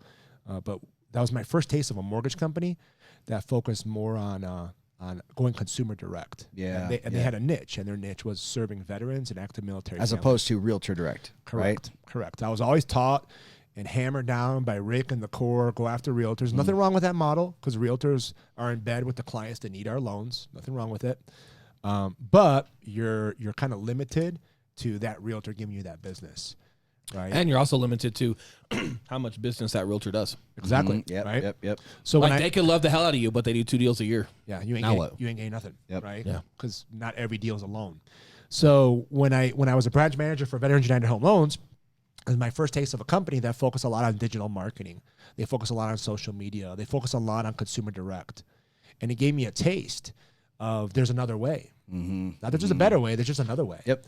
Right? So, and that planted another seed, another pivot in my life. I didn't even know it at the time, where fast forward 5 years later, 10 mastermind groups later, $100,000 of my own money later, learning and joining mastermind groups, becoming really, really interested in digital media, really interested in marketing online. Going direct to consumer. Yeah, but using digital media as the form of communication to get your message in front of the consumer.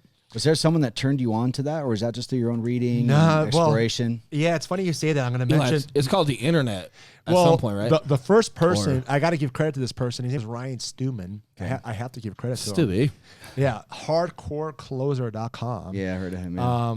But you know what? I got to give him credit because he opened the doors to me to being interested in learning more about that space. And I remember Chloe, my wife, the first time she got the bill of my first payment to him was $5,000. Was he coaching you or running ads for you or something? No. I joined his tribe, right? I joined his high-level mastermind group, and it was $10,000. And then you see him on video, and she's like, "Who the fuck did you just pay $5,000 to?" That's exactly the conversation we had. Yeah. So Ryan Stewman's tattooed up, super cool guy. I knew him personally. We're not friends anymore, but not exactly a coach / lender coach. What you would expect. Persona. Like, look, I'm a big dude. I'm tatted to the gills. It's a little bit more acceptable nowadays. Yeah. No. But even just a couple years ago, and you know what? It's acceptable for me, like realtor, entrepreneur, business owner, right? But in the lending world, at some point, I'd be putting on a tie. It's just a little different. So we're talking 2012. I mean, yeah, man. We're talking. It was not the look. His story is from penitentiary to penthouse. Yeah. Right. So he was in the mortgage business too. That's what attracted me to him. Correct. But then he had some things happen, and he had to do some time, and then he gets out. And once you have a felony on your record, you can't get back in the mortgage business. So he taught people how to do it. So he went a different space and started learning digital marketing and started teaching LOs how to do better. And he knew their job, but he's like, "Hey, I know this because I did this for a living." Yeah. That's like me now that I'm not a police officer. And let's say I couldn't get licensed to be one, right? Not the case, just for the record. That's not the case. I could go be an officer today. However, let's say for some reason I could not. But because I did that job for so long, I bet I could open up a facility and I could train people to be proficient with weaponry and tactics like a police officer. So he's like, hey, not only can I teach you digital marketing because I did your job, I'm going to know the ins and outs of how we perform in these phases, right? He knew his craft very well. Subject matter expert. Yep. He knew it very well. Yeah. So I jumped into his tribe, invested the $5,000 due later. Wife freaks out. It's like, what did you do? And then sees him and says, oh my gosh, what did you really do? Hell yeah. Right? Is your wife watching this right now? Who knows? Chloe, what's up? I promise you, this is all just an image. Right. So the camera makes you gain 40 pounds. I'm not this buff. So Ryan planted another seed, right?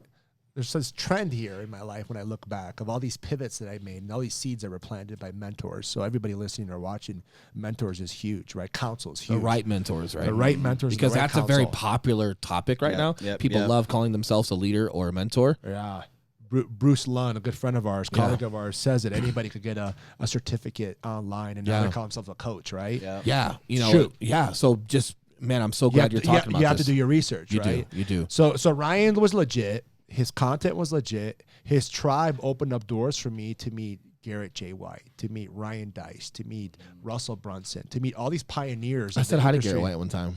Hey, he's a cool dude. He's a great guy. I did tell him that he was skipping leg day and he got pissed at me. He made a good thought. I told you that story. I was like, hey, stop. I was like, hey, leg day. Of course you did. He goes, my friend, I surf every day for 2 hours and I do this, and I'm like, that's not leg day. That's recreational. He's a great guy, man. He's awesome. Great story. He's awesome. I was busting his balls. Not even close to his level. He doesn't care about me. Yeah. Anyway, so Ryan pivots or plants the seeds in me. I pivot again, not even knowing it. And like I said, the mortgage business wasn't my end all be all. And I have my dad's blood. I have the entrepreneurship in me, and the mortgage business kind of locks you down, puts you in this umbrella. Yeah. But you just subconsciously you're looking for other opportunities, right? I'm always looking for other opportunities. And I think that's the entrepreneur in you. Yeah. It's like you're always kind of like seeing a little bit further, a little bit more outside the box. Yeah. So 5 years go by. We're 2016 now, going into 2017, and I know the mortgage business is not my end all be all. At this point, I'm very efficient in my skill set and knowledge set as a digital marketer. Yep. Right. I got realtors coming to me to help them grow their business. Yep. My last role in the mortgage industry was a business development manager. My job wasn't to originate loans. My job was to bring in more business for the branch that I was working for at the time. I get now this opportunity, and I realize, and I get this coach in San Diego. Billy Jean is marketing, right? Great guy in San Diego. And he's like, dude, you can run an agency, man. He goes, you know more than 99% of other agencies, right? Let alone people that need your service, right? Yeah. There's riches in the niches. I'm like, I remember that. When I was at VU in 2012, they told me there's riches in the niches. Yep. Billy Jean tells me there's riches in the niches. Yep. He says, serve realtors. Open up an agency, serve realtors. So I officially leave the mortgage business October 2nd, 2017. Okay. I open up BSM Vault, Business, Sales, and Marketing, Bank Vault, the triangle, right? And I start off as a digital media and lead generation agency.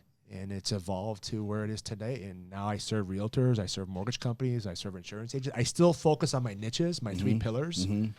We use digital media as a form of marketing to get our message in front of our client's target audience. We use technology and automation. Today, more than ever, you can use technology and automation in a way that you could never do before to convert, because it's not just about generating leads, it's about converting leads into conversations. It's about getting brand awareness. It's about having systems and structure. And all this was the journey that I was on in the mortgage business and life period to get me where I'm at today. We met, us two right here, us three, we met from a client of ours that we share a relationship with that was just an acquaintance of I. Right? It's all relationships, people to people, but then understanding how to use technology and automation plus digital media the right way today to get your message in front of your target audience. Just productive, relationships. Like, I'm a super close friend. I consider him a close friend of mine. I might still be a pain in his ass. I don't know what he calls me, but I call him a close friend, Gavin. But you're right, man. And I think, productive relationships matter. And I also think, especially like, because you've done like that lending side, you kind of understand how to corral people and get them. And when you talk about like, hey, we got to convert this to conversations. I think, and I'm not against leads, right? Like I'm obviously not against leads, right? Like we're building some stuff for 2020 and just full disclosure, right? People that know our real estate business, we built that and we got to top 1% without spending a dime on leads. Yeah, you're 100% referrals. However, referrals and repeat. Correct. However, we're leaving out events. Okay, because I have thrown events. I have put people in classrooms and put people places to teach them value of knowledge and home ownership. Yeah. So could you technically call that a lead? You could. It's from my sphere and my outbound and people that are on my page for social media that choose to come to one of my events, right? So, but I'm like tapping into people that already know me, right? It's on my Facebook. It's people that I've known for years. I'm trying to provide value. Here's what's so unique, about a guy like you with your strengths, and then a guy like Gavin or gentlemen like Eli and I. We're the finishing piece, because no matter what you do to help realtors and lenders or anyone, because your template probably works across the board, right? Yeah, it's universal. Universal. You could grab people 1 million leads a month. If they don't know what to do with them, there's a problem. And leads, let's just be accurate. Leads are people. Leads are people online, people that get marketed to wherever they're at. If you don't have something of value to give them, you're in trouble, because people are thinkers now, and they're smarter than that. So, for example, one of our first projects that we're collaborating with you with Gavin is we've got that VA homebuyer class. The workshop. The workshop, man. So, and we're shutting down the back portion of Blue Moon, and we're having food and we're having beer, and we're getting them outside of the office, kind of like how veterans want to just have it, man. Just like, hey, dude, don't bring me to the office. Don't ask me if I want a water. Sit me the fuck down, feed me, give me some beer, teach me, be a straight shooter. Yeah. Let's get the fuck out of here, right? Like, that's veterans. So when you're helping market that course that we're going to be doing every month, you're not marketing my ebook, because people sometimes veer away from that nowadays. You're not marketing my 3 steps to $1 million. No. You're marketing something where we're saying, hey, come here for free. Mm-hmm. We're going to teach you, and we're going to meet you in person and get you here fat and happy and give you some beer and give you some value. And I think in our industry, just from my lens, I can only speak to my experience. Mm-hmm. A lot of people, when they think leads, they just want these qualified leads of people ready to go that are ready to buy. And like, no, that's not true. And it's even less true because people are skeptical of you because you called them online. Mm-hmm. They logged into Zillow or Realtor, and I'm not shitting on those processes. There's a lot of people that are extremely successful their process with leads, so I'm not going to get into that. But I will say, from my lens, people are more skeptical, and they're a little bit more cautious. Let's not say skeptical. Let's say cautious. Let me be careful with my words, because I can't speak to the masses. People are more cautious when it comes to realtors reaching out online. They should be. There's so much shit out there, dude. There is. Like, how many, like when Rick Ruby was sending you his CDs, how many other CDs were you getting in the mail? Not many. Not many. No other lenders are sending you their fucking CD. No, but you get online nowadays. How many realtors are in your Facebook feed? That's the thing about online. It's like that's the blessing and the curse about being at scale with the internet. It's like anyone can throw a piece of trash out there. Yep. And you know what it's like? I compare it to like a beautiful woman. Everyone's trying to give her attention, right? Like, she doesn't know who's full of shit and who's actually like trying to be genuine and give them their time, because they're all acting the same. Like, online, you're getting marketed to from so much stuff. It's really hard to weed through it. Now, if you can bring people to a location and go, look, this is free. You want to sign in? Sign in. You don't want to sign in? Don't sign in. Have some food, have some beer. We're going to get up here and we're going to teach you. We're going to take the time to get to know you and your circumstances. And then, hey, if you want to continue to work with us, hey, let's do it. And there's just some value to that. So as we start getting into like that digital marketing side, I think it's super important to understand it. Like, those of you that are extremely successful at that, you're not fucking wizards. You're really good at like throwing that alley-oop. But we've got to slam dunk it. Like, hey, I'm gonna funnel a ton of people to you, but am I funneling them to your website? Cool. What's your website do? Nothing? You're an idiot. Hey, what am I I'm funneling them to your event? Cool. What's your event? Is there value to it? Are you making people better? Is it going to be worth their time where they work with you or recommend you to someone else? I think like that key is so important to what some of you digital marketers do, because a lot of people have these unrealistic expectations and think that their conversion's low or this or that. Like, hey, it's not necessarily always the digital marketing side. It's maybe people just don't value the shit that you're putting out, and maybe you should look at maybe some corrections so whatever you are bringing in converts, right? I think that's an important side, man. Yeah, I agree. So the biggest struggle I see out there with people trying to get into digital marketing, whether it's Facebook or YouTube or LinkedIn, is they don't understand the game. The nuances.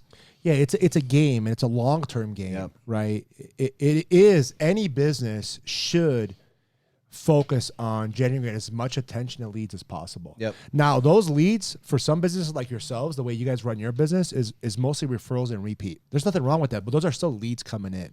Oh yeah. And the better you guys are at serving those leads and marinating them and converting them, the better results you get. Obviously, you guys hit great numbers this year. Did you guys break 100 sides this year? We're right at it. Yeah, that's solid. Right, 2 years in the business. But don't confuse or Well, don't. we're right at that without a dime spent. You know, Which is fantastic, but understand digital media. There's a methodology and a system behind it, and that's where people miss out. They think digital media. They think marketing on Facebook is just generating leads. Leads is a byproduct of what you do. Yeah. And you need leads, and if it's cold traffic leads, oh man, you better have an assembly line and a system that goes like 12 months out. So explain this, because you know it was intriguing listening to you, and then once you explained it, I immediately recognized who on Instagram and Facebook are doing it to me. Because you talk about the cold, but then you talk about warming people up and getting them around your brand first, retargeting them before you actually try to hook anything at all, if at all. Right? Sometimes just building the value in your product for a consistent amount of time makes people you'll hook yourself. Come at their leisure whenever it's time for them, they do come. So can you kind of explain that, man, for listeners? Yeah. So let me give you a couple examples first, real life examples. One, my wife, right? It took my wife and I a year. It took my wife a year of us being friends, and then a long time after that for her to even allow me to take her on her first date. Yeah. Ask my wife this. I sent her flowers every week for a full year to her office. Damn, bro. Ask her this. This is a true story. For her follow-up game, her friends hated me, right? Yeah. They hated me. They're like, "Who is this guy? Why is he sending you flowers every single week for a whole year?" And he's from Chicago. Yeah. We don't like that. When I was when I was doing loans, my two biggest accounts, my two biggest realtor partners, took them 3 years for them to give me a loan. 3 years. But then they ended up having a 5-year stretch with me when I made the most money, most loans with them. Yep. Right. So the thing about online digital media is it's a long-term game. It's not a short-term run. You're buying data, right? Your own data, which is so awesome. It's your own data, whether it's organic post or you're paying to play, like running Facebook ads or YouTube ads or LinkedIn ads or Instagram ads. Doesn't matter. You're buying data. And then it's what you do with that data over the long run that's going to get you a return. Conversions. Like a realtor, a team should understand the numbers, the metrics, and should understand that in a 12-month period, if they generate X amount of leads a month and they spend X amount of dollars a month, that over a 12-month period, they're going to get a return. But they have to have a system and a methodology in place. Most do not. How many videos have we shot in the last couple weeks? Just for the one event in January, probably like 10 or 11. Yeah. Okay, explain that. I mean, because I also think that people need to understand this, because a lot of people think they can do it on their own in certain stuff. We're talking about being professional here, right? Like, so explain. Yeah, I mean, the 10 different videos. What what are we've got some that are the first videos people see. We got some right, and then there's some that are retargeted. Like, can you explain why we have 10 videos for the same event? Yeah, because each video is a piece of the puzzle. Right. And the puzzle is in a assembly line of a video sequence that, depending on the actions that people take, whether they watch 3 seconds of a video, 10 seconds, 25%, we could retarget them and put them in different rabbit holes.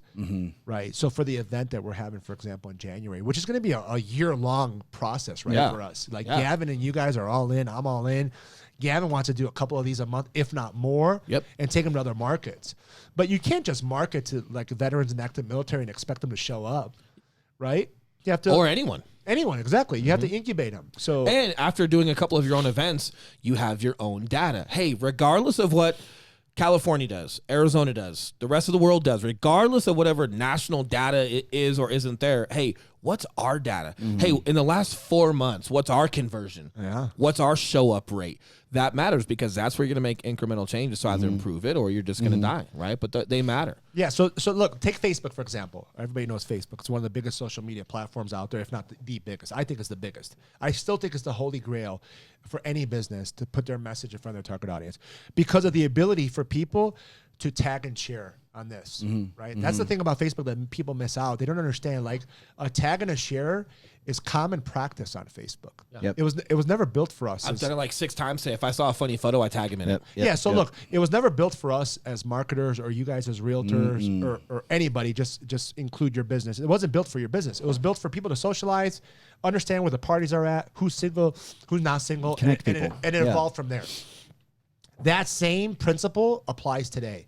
I could run an ad anywhere I want, target anybody I want in front as it relates to interest and behaviors, and they could tag and share other people that I don't know who they are. That's free advertising. Yep. Right? People don't understand the power of data and then what you can do or should be doing with that data. That's, I believe, the misconnect. That's why I am excited now, only 2 years plus opening up my agency. More than ever, I am excited now, more than ever, of where we could take not only my company, but just businesses in general by using digital media to complement the offline stuff. Yep. Right? The face-to-face, the relationships. Here's where I really like utilizing the power of video, because what that does is that allows you to scale your personality, and then through your marketing, right, you're taking leads per se, or what would be cold people, and because your personality is now at scale, the people that you're gonna attract are the people who already kind of like you and are gonna connect with you, which makes the deal so much better. And to me, that's the perfect marriage of taking your sphere, the people who would be at the gym, they have common interests as you develop a friendship. You've got to feel that momentum. Yes. Right? So like Eli and I, we've had some conversations to where like he's got a referred client. They knew him prior to me even being around in his life, and they're ready to sell their house and then go buy something else. And then, hey, cool. So let's have a conversation. And Eli will call him. Hey, Jim, how's it going? Hey, by the way, I got Will on the phone. And oh, Will, what's up, dude? Yep. Hey, saw your video. Feel like I already know you. Yep. Everybody says that 100% hey, man, of the time. I've heard that so much. Even like private conversations I have with people that are friends. Those are just, I've got like diffusers to like keep the bombs right climbing fresh down fresh here. oxygen intake. You can't hear it on the headphones. But then I've heard people talk about Eli and speak about him like they know him. Some of my clients that don't know him, right? So something that's important in business is like when that happens, like feel that. Hey, that's real. Somebody just they feel like they know him. How can I scale that? Why do they feel like they know him? Okay, we've been doing videos every Friday. Like you've got to like, sometimes we get so caught up in like the chase or the grind of working every day, we forget to be sensitive enough to like feel incremental details. And when someone makes that comment, that's a trigger Pay attention. point. Yep. Hey, have we heard that before? Interesting. Okay, so also people feel like they know us better or know a stranger if I'm with him because they watch our video. Cool. Where else can we put video? All right, we've got social media platforms. Cool. What about video emails? Interesting. Now, video emails to strangers? No, I'm not saying fucking spam people. Nope. What I am saying is when you're building your book of business and you have people that maybe haven't bought or sold yet, but they're friends of yours, or you know them from your kiddo's school, and they're on an email list, and they open your shit once a quarter or whatever. Let them feel like they know you. The bottom line is it means, video works for us. Yep. Interesting. If we're doing an event, we should maybe want them to get a feel for who we are so we get the right type of people in the audience. And again, this all boils down to doing the best you can to get direct to consumer. Yep. And bringing value. Maybe value something funny. Are memes valuable? Yeah. I fucking laugh my ass off. Is that value? Yeah. Are they selling anything? Not necessarily. But the it's attention. Stupid games. It's attention, though. The stupid games. What does the devil say about you in 2020? Yeah. Click. Right? Yep. Oh, he thinks I'm friendly. Hey, the devil. And then share. What kind of potato are you? And it's some company that just does, are you male or female? You click male. And it spins and tells you your fortune for 2020, or tells you like what the devil, or what's my Bible verse, or what's 2020 going to bring me. Money. I don't know how the fuck they do it, but that shit's pretty accurate most of the time. It's random. I don't know. I think it's random, but it's also pretty accurate to be too random. It's just an algorithm that probably kind of searches like what you post. Yeah, and what you've like. searched at. The bottom line is it's funny, and people like to tag people and share it. And again, are they selling anything? They do have advertisements that pop up before they show you their results. That's there, right? You X out of it, or you click on it. You probably X out of it. But the point is, it's direct to consumer. People are engaging with it, and it's valuable. Now, we're business. We're real estate and mortgage, and I call that the oil changes and brakes of a car. It's not fun. It's not flashy. But when it's needed, it's super important, and you want the right people doing it for you, which means if you're consistent with your product and you're consistently putting out value, and they consistently see you, whether they want to fuck with you right now or not, all good. But when that time is right, are you still in front of them? Yeah. And that's the whole key. And that's why scalability with digital marketing, the more we can consistent. This is why when Alex says, yeah, hey, you guys are all on board, that's an important piece, right? Because we talked about buying into a process, buying into people, and then doing all we can and putting our best foot forward. If I didn't like Alex's product, so then when he wants me to go to Blue Moon and shoot these videos, am I gaffing him off? Hey, well, so here's Blue Moon. We're doing we're going to do a class here. Fuck off, right? Like, and now I'm validating his bad product because I'm giving him a bad product to go market. Of course, it's going to be shitty, asshole, right? Yep. That's not how you got to go about it. You've got to put your best foot forward, stay in your lane with what you're good at, but then being consistent. When Alex says, "Hey, these guys are on board, and this is Project 2020," yeah, and it's because we understand veterans that might love our advertising just might not be ready to come to the class yet. They might be still recovering from holidays. They might, just now be moving to Colorado. They might have just signed a lease for an apartment and they got, 9 months left. Yep. But because it's consistently running for a year and there's consistent value in front of them, the people that are immediate, great, that want that call of action, we're going to be there. And the people that are going to continue to see it and hear the word of mouth, hey, Motel 6, we'll leave a light on for you. Yeah. Weird marketing tool, right? Like a great slogan, right? It works. Yeah. Hey, we'll leave a light on for you. Whenever you're ready. Hey, whenever you need us, we're here. Hey, same thing in marketing. If you have a valuable product, also understand people and understand that you're not necessarily their priority right now. Especially, is a mean priority? No, but it looks like it because it's super easy to laugh at or click on and see your future for 2020. It's mindless. It's funny, and a lot of social media is used for that. Yours requires people to go somewhere. So is it top priority? Not for everyone. For some people, it is. However, what's great is when you have a call to action, and even though we're giving them beer and giving them food, it's going to be fun, you also have to show up, which means what? They're at least somewhat serious to go down to Rhino and have a good time with us and show up and learn. And I like that because now none of us are wasting our time. I want people, right? Kind of qualifying themselves. You give a little bit, and then they got to give a little bit. A little bit, and that's good for your marketing as well, guys, because it's something that's big. It's like, just where you put your time and energy is so important, right? And if you're going out having coffees with all your friends because that's what some realtor company told you to do, yes, I get it, and it's good to get out with people and build those relationships, but you also have to understand where to put that energy, right? Because if you're just hanging out with a bunch of people always having coffees, you're going to do 0 deals all year because you're not gotta be able to feeling the momentum, or there's just no momentum, and you don't understand, like, I've got to somehow create an event or create a call to action, whether it's paid or just my sphere. Have a barbecue and invite your friends, whatever it is, but I got to create a call to action where I can talk about business, because I don't talk business with friends and family. They see me on social media doing it. They know what I do. When they're ready, they're going to come at me. But I'm consistently throwing video out. They see that we're talking about it. They see we're active in the market. However, if you have a sphere that, like, you're new to Denver and you've got 5 or 10 friends and they're all just kicking it and they're not serious about buying homes, that's not where you should be putting your energy. Maybe create an event that's deliberately about real estate so you can go talk about it. One, so you can get better at your craft. Secondly, so you can finally start having those direct conversations and not having to tippy-toe around friends and they all know you do real estate, but none of them are interested. They just want to have beer.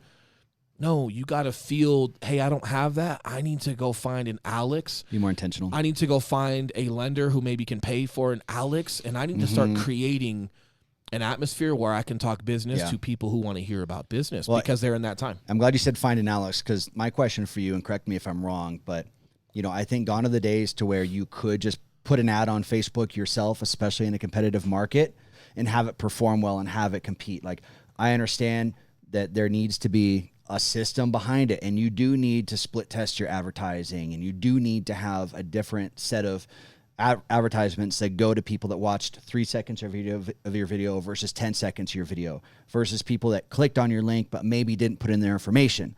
Right? Like, I think nowadays in a competitive market, you do have, not that you can't do it yourself, right? You can study this shit, you can learn it. I mean, you can put a lot of time and energy, but it takes a lot of time and energy and constant monitoring of these ads. And, like, am I wrong? Is that what it looks like nowadays? Yeah, you're not wrong at all. Listen, anybody could do this at the level that they need to do it and the consistency they need to do it. Unfortunately, they're just not doing it. It's not the ad that's the issue. They're running the ad. It's setting everything up. Like, for example, our event in January, I guarantee you, if we look at who comes May, June, July, we're going to identify it's because they saw a video December, January, February. Yeah. You're gonna see a little trail. Yeah. Right. It's because when you put out data, so if somebody's new, here's a tip, right, for everybody. What I recommend everybody does, let's say you go into a new market or let's say you don't have an audience, I recommend what everybody does is start just giving out value, doing videos, putting something together that you could give for free to get people to either opt in or get the data to retarget. Because everything on Facebook is about retargeting. Remember this, everything is about the data and retargeting. Right, even you guys, all 100% referrals and repeat, all that data could be retargeted. Right, yeah. And you could have brand awareness consistently going to people. And you know something interesting? It is retargeted. I'm just doing it manually. Right. So interesting fact, and I'm not saying it's the best way. No, It's a way. So here's what I do. way.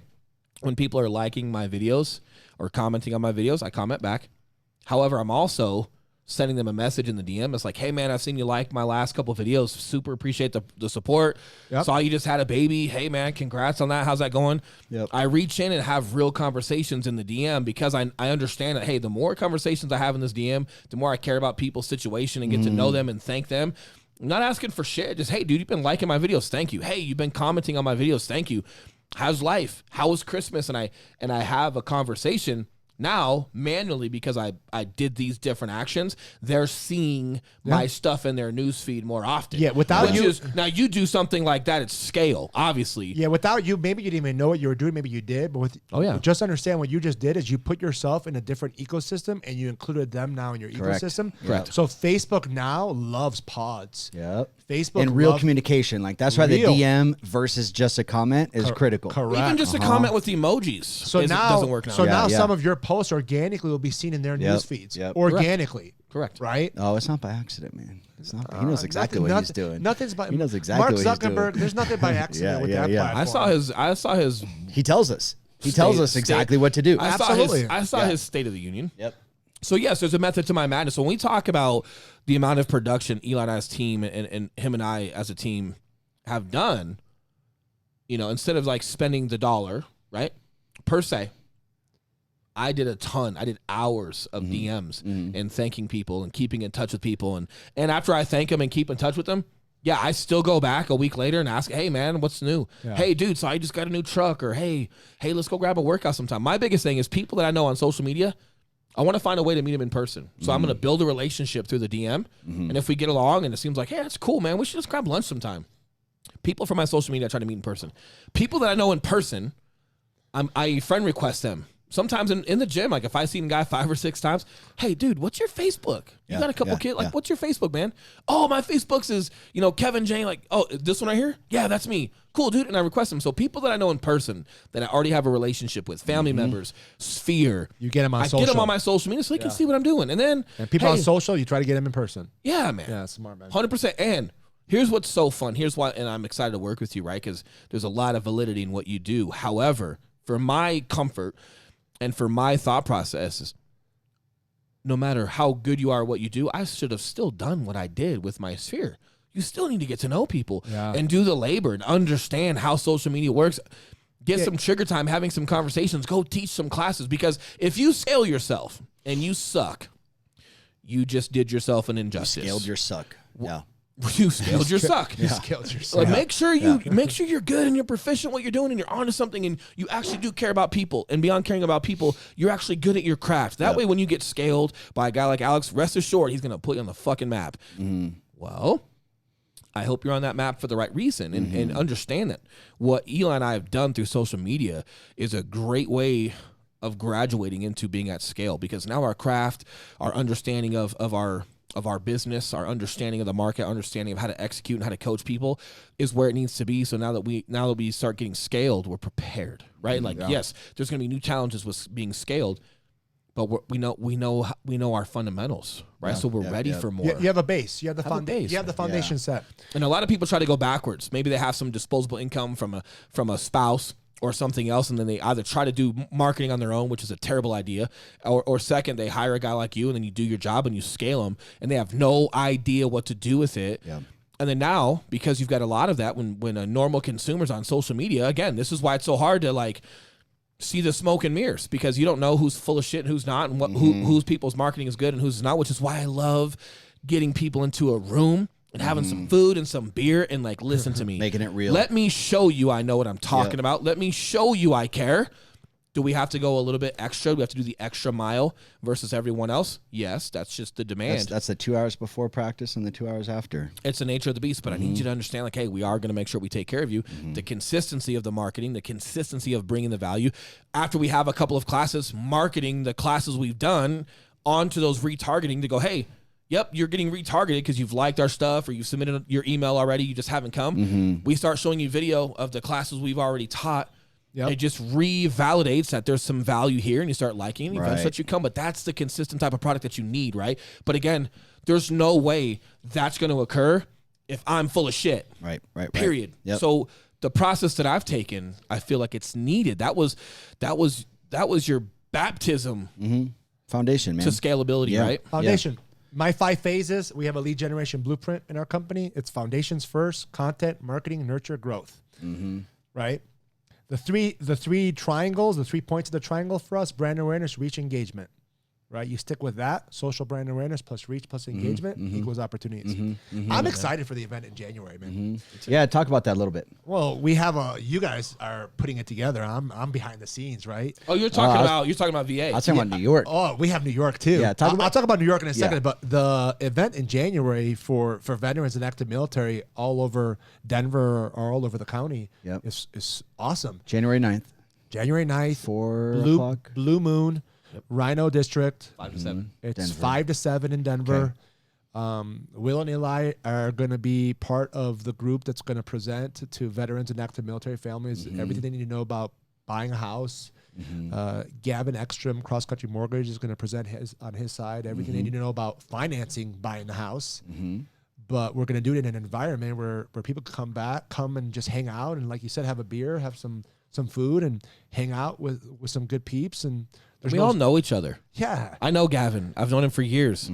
If he does a bad job for you, I'm going to fix it for you. He'll tell you that. If I do a bad job for you, Gavin's going to call me and fix me. Right. Like there's friendships and there's commitments involved here. This is not just a bunch of strangers marketing together. This was not, you know what I mean? Like it's important that we all can validate each other. And it's close to your heart for sure. Former Marine. These are your people that you want to serve at a high level. So from your lens, I could see how exciting it could be for you. And what for me, right? Just being honest, I love helping everyone, and that sounds cliche, but I want everyone to know how to use their loans. Now, the reason why I'm partial to veterans is because I know they're just more comfortable talking to a veteran. Right. So I understand who I am in that realm, right? Like, even though I love helping veterans and first responders and soccer moms and married couples, I love helping everyone. Right. But I know only so many people can speak to veterans and active duty. I'm one of them, which is why I try to take initiative with that, even though I love helping everyone.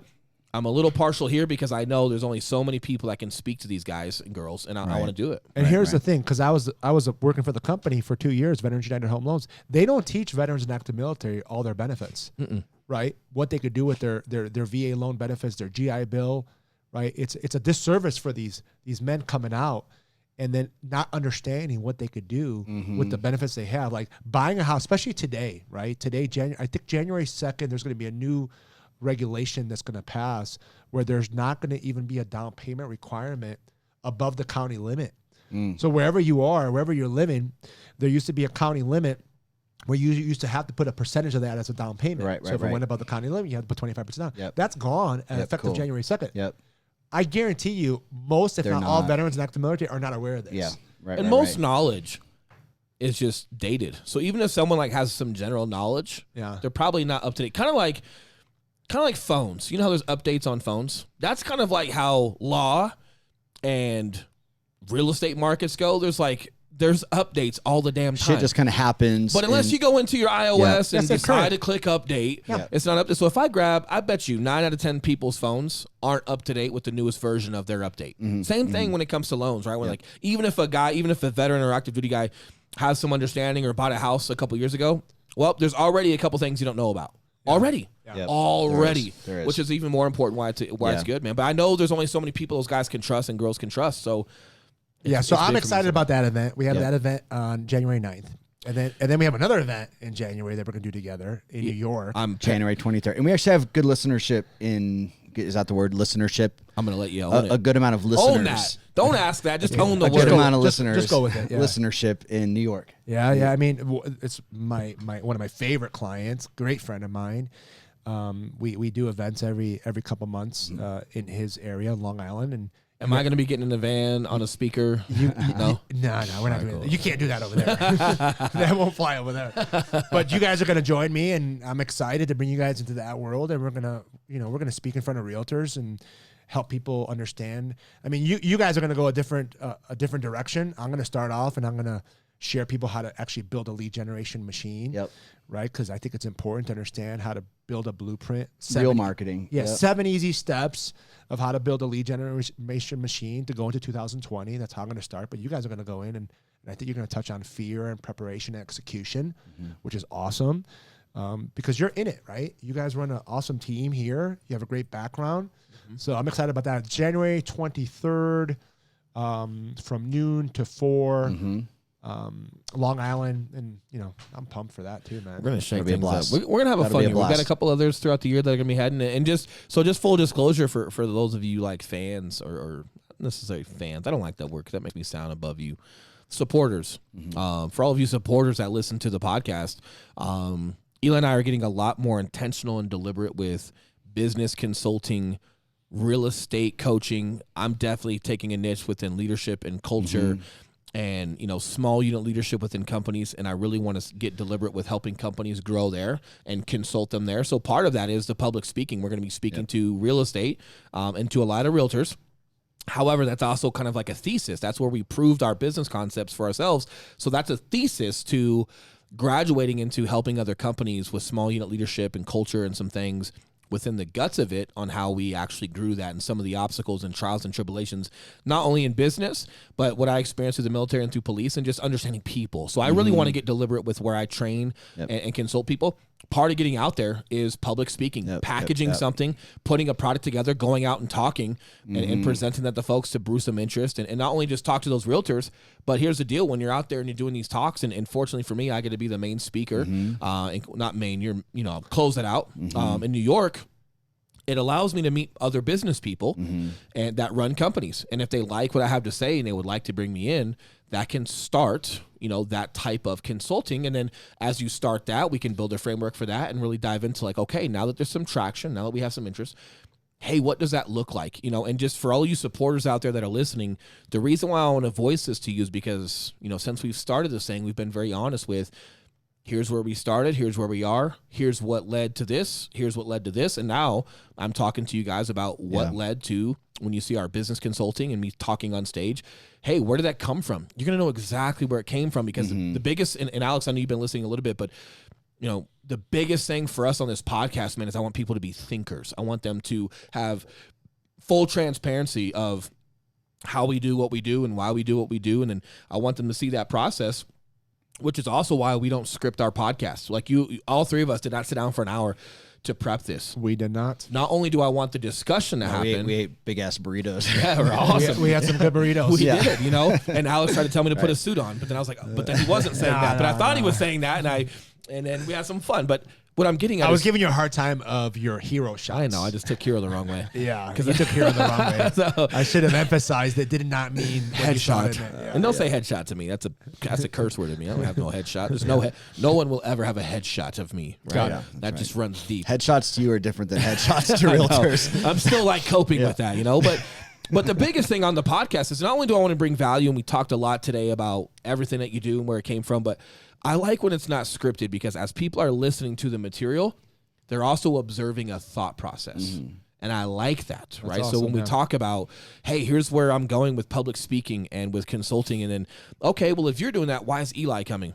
Let me tell you why. Because when I'm not on that stage and I'm talking to business owners and individuals about helping them either as a one-on-one coach or consulting their company, I need Eli to be there because I need them to understand full circle how him and I run an entire business and how this helps you. Does that make sense? And then even more so if I go somewhere else. When does Alex's name get brought up? All the damn time. Why? Because beyond me being a funnel of attention to go talk, which brings some attention, once the attention's there and someone is serious enough to have a conversation with us, I need them to understand every bit of value that got us to where we're at that validates me. It's not me. There's a team behind it, and there's a systematic approach to what we do. That's what you're going to be counseled on. It's subject matter experts. Exactly, right? man. And it's like when you come in and you're talking to a company or business owner, there's multiple facets that need improvement, right? And it's like, yes, there are the step-by-step things you need to do and systems you need to put in your process. But then there's also like the theoretical things as far as like, okay, why are you not doing these things? Why are we having these struggles? Why is your business going through the struggles that it is? Because chances are systems are maybe part of it, right? Maybe that's a symptom, but is that the fucking problem? It could be a symptom. Is that the problem? This is why having a team is important, because when we go, like, hypothetically, let's talk about helping at a company and diving into small unit leadership and just different logistics. There's going to be human error, right? And that's where we talk about leadership and after action reports and tracking everything that we've done and what went wrong, what went well, and diving into people. That's where the human area is, their motivation, their proficiency, their direction, right? Their sense of accomplishment, their sense of feeling like people need them, their value. Like, that's where, like, I'm awesome, right? But what if none of that's messed up? It's the fucking system. Okay, great. Then that's where they're going to be talking to people like you, because if we've got great people and leadership's doing well and we got some good missions and people are feeling valuable and they're just ready to go, awesome. But logistically, the process and how we're retargeting or just approaching a system in the first place can be wrong. Yeah. Right. Does that make sense? I promise you the Dallas Cowboys want to win football games. I promise you. They have extremely talented, extremely motivated players who also, by the way, you get bonuses when you make the playoffs. You get bonuses when you make the Super Bowl, and you get big bonuses when you actually win the Super Bowl. They're motivated. Regardless of why they're motivated, money, fame, it doesn't matter. I promise you, at that level, playing for one of the most famous professional teams on the planet, regardless of sports, I promise you those dudes are motivated. Yes, could there be some work as far as leadership and just these guys' performance or just structure? Yes. However, there could be some systems in play that could need some help as well. So that's the same thing I'm talking about. And, you know, for me to be a professional, I'm not going to walk in somewhere and pretend to have all the answers. What I do want to have is a team that can combat your obstacles. Which is exactly what professionals do. And if we don't have the answers, we will find them, right? I think that's the biggest thing as far as transparency and honesty is especially at first. We're not necessarily going to know why everything is why it is, but we're going to start diving down these little tunnels. And I promise you, when we run a diagnostic and we start having meetings and observing what's going on, if we don't know it now, we're going to find out what that is. And if you think that you're going to accomplish that as a one-man band, you're not. You're just not, man. No, right? You're not. True. So this is why it's so important to kind of bring a team together. Why I'm excited for 2020. And super excited. Man. And you're super good looking. It's not bad having a good looking dude around. You know, that always helps with sales, right? Alex, how can people reach you, man? Where you at? bsmvault.com. That's my website. That's the best place to start. I have a lot of great content. I think people should start with understanding more about our principles and our methodology. Start watching some of our videos. I have a really good webinar on there. It's current. I think I recorded the last quarter of this month. So watch the webinar first. Watch some videos. Get an understanding of our methodology and reach out. Anybody needs any questions or needs any help, reach out. They got links to all your social on BSM Vault. BSM Vault has everything they need. Yeah, it's awesome. For sure. And I love when you get to tell these stories about taking quarters to the grocery store. You know what I mean? Yeah, and like just working through a grind when it wasn't so popular, man. I think like guys that made it out through that are now teaching, there's just a lot of validity to it, because when we talk about consistency or tenacity and grit and all these fancy words, they're real fancy nowadays, real cute. The grind is for real, man. The grind's for real. It's also cliche as fuck nowadays when people talk about it, because a lot of people have not been through it are talking like they have. Yeah, I think they think they're going through it until they hear stuff like that, and they're like, oh, yeah. Exactly, but that's what I'm getting at. So when we talk about finding the right mentors, finding the right coaching, when you can find people that have kind of been through the trenches and not only made it out, but made it out successfully. And not only made it out successfully, but also have a passion to teach. Yeah. The funnel starts getting super narrow, because not every proficient dude wants to teach. You know what I mean? Like, is there money involved? Of course you're going to make a living and provide for your family. That goes without saying. I shouldn't even have to say that. Everyone gets that. However, do they though?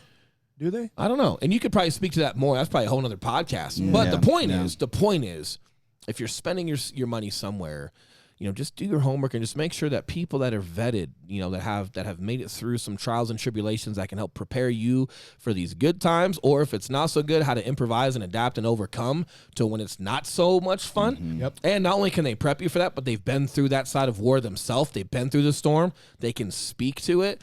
There's going to be a lot to learn from mentors just in life in general when they can speak to that storm, because they, kind of like in fighting, a couple of fighters have mentioned this. Coach Jackson is a famous coach, but he was never a fighter. He's an exception. Let's leave him out of it. But for the most part, fighters have a hard time sometimes having coaches that have never fought because they don't know what it feels like in the ring, and you're yelling and you're screaming at them, but you don't necessarily know the stress and the pressure and the sweat and how it feels in your eye and the blood in your eye, and feeling like your timing isn't, like you just haven't felt that storm. And there's a little bit of gap between how close you can get to your fighter when you're coaching. And it's the same thing, man. Like some of the stuff that you've been through that you shared today, hey, not only can I help you logistically and get your systems in place and be successful, hey, I can also just help you in life, because if it ever gets to a point where it's not so much fun or we are in hard times, hey, I've got the poise and the vettedness of going through that. I can help you with that as well. You know what I mean? Like it's just coming full circle, and not only having a mentor that's logistically great, but just has wisdom. That can just teach you so much more if it's required. I think that's important, man. It's hard to find nowadays, which is why I'm excited that you're around, man. Yeah, and surrounding yourself with really good people. Yep. I've been blessed since I've been in Denver, and now I live in Boulder, where I have a really good circle of people. Thanks, Max. I know I'm the first name that you're about to say, so I just want to thank you in advance. You guys are definitely in that circle.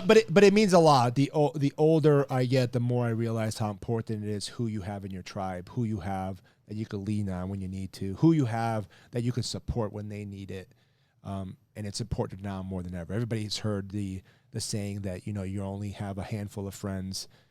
It's a true statement, but having a good ecosystem, a good tribe of people that support, love, respect, have faith in you, push you, right? Just be accountable to. Yeah, it's not all peaches and cream, man. The grind's for real, right? So, but when all your other guys are out there doing it, it just keeps you from bitching about your own and almost like creating like that that self-victimization of just kind of feeling bad for yourself and being poopy pants when other guys are doing it, and it just kind of it just levels you up, like if someone, if I'm doing some stuff that's just not the right thing to do, I got some guys in my life that are gonna go, hey man, love you. Can you cut that out? It's just not that's just not the best way to whatever I'm doing. Hopefully I don't do that. And if I do, and I get checked, hey, I need to make that correction, because what most people don't realize is you've got to bring a value to your friends. It's not just what you're getting from them, it's what you're doing for them as well. And if I get checked for being a dirtball a couple of times and there's just not a change to it, you're not going to put your stamp on me. You're not going to bring me anywhere. You're not going to involve me in your business. Not if I care. Yeah. No, man. Not if I care. But that accountability, knowing that, is what keeps me on the straight arrow. But that's exactly what it's supposed to be, right? And and I like it, man. I appreciate your time today and coming through and having some fun. And hopefully there's no white vans outside this undisclosed location. I'll buy whatever's in it. Apparently, If we just buy the stuff, if we just buy the shit, don't just leave. Let's just buy the stuff. Oh my god! And then I'll even set it up, man. Dude. Now he's in your house. Now, hey, I appreciate you guys bringing me on the show. Yeah, dude. Looking forward to all we got working for 2020, man. Yeah, man. Likewise. Awesome. Likewise. Run All that right. music. And thanks for you guys listening. If you're watching this on Facebook, remember we are on iTunes, we're on Spotify, Google Play, wherever you listen to your podcasts, as well as YouTube if you want to share our videos. I know sometimes these 2-hour podcasts can be a little hard to watch while you're at the gym or driving, so definitely check us out on the podcast platforms and subscribe. And if you like our bullshit, leave a review. Right on. Helps a ton. Right Thanks, on. guys. We'll see you. See ya.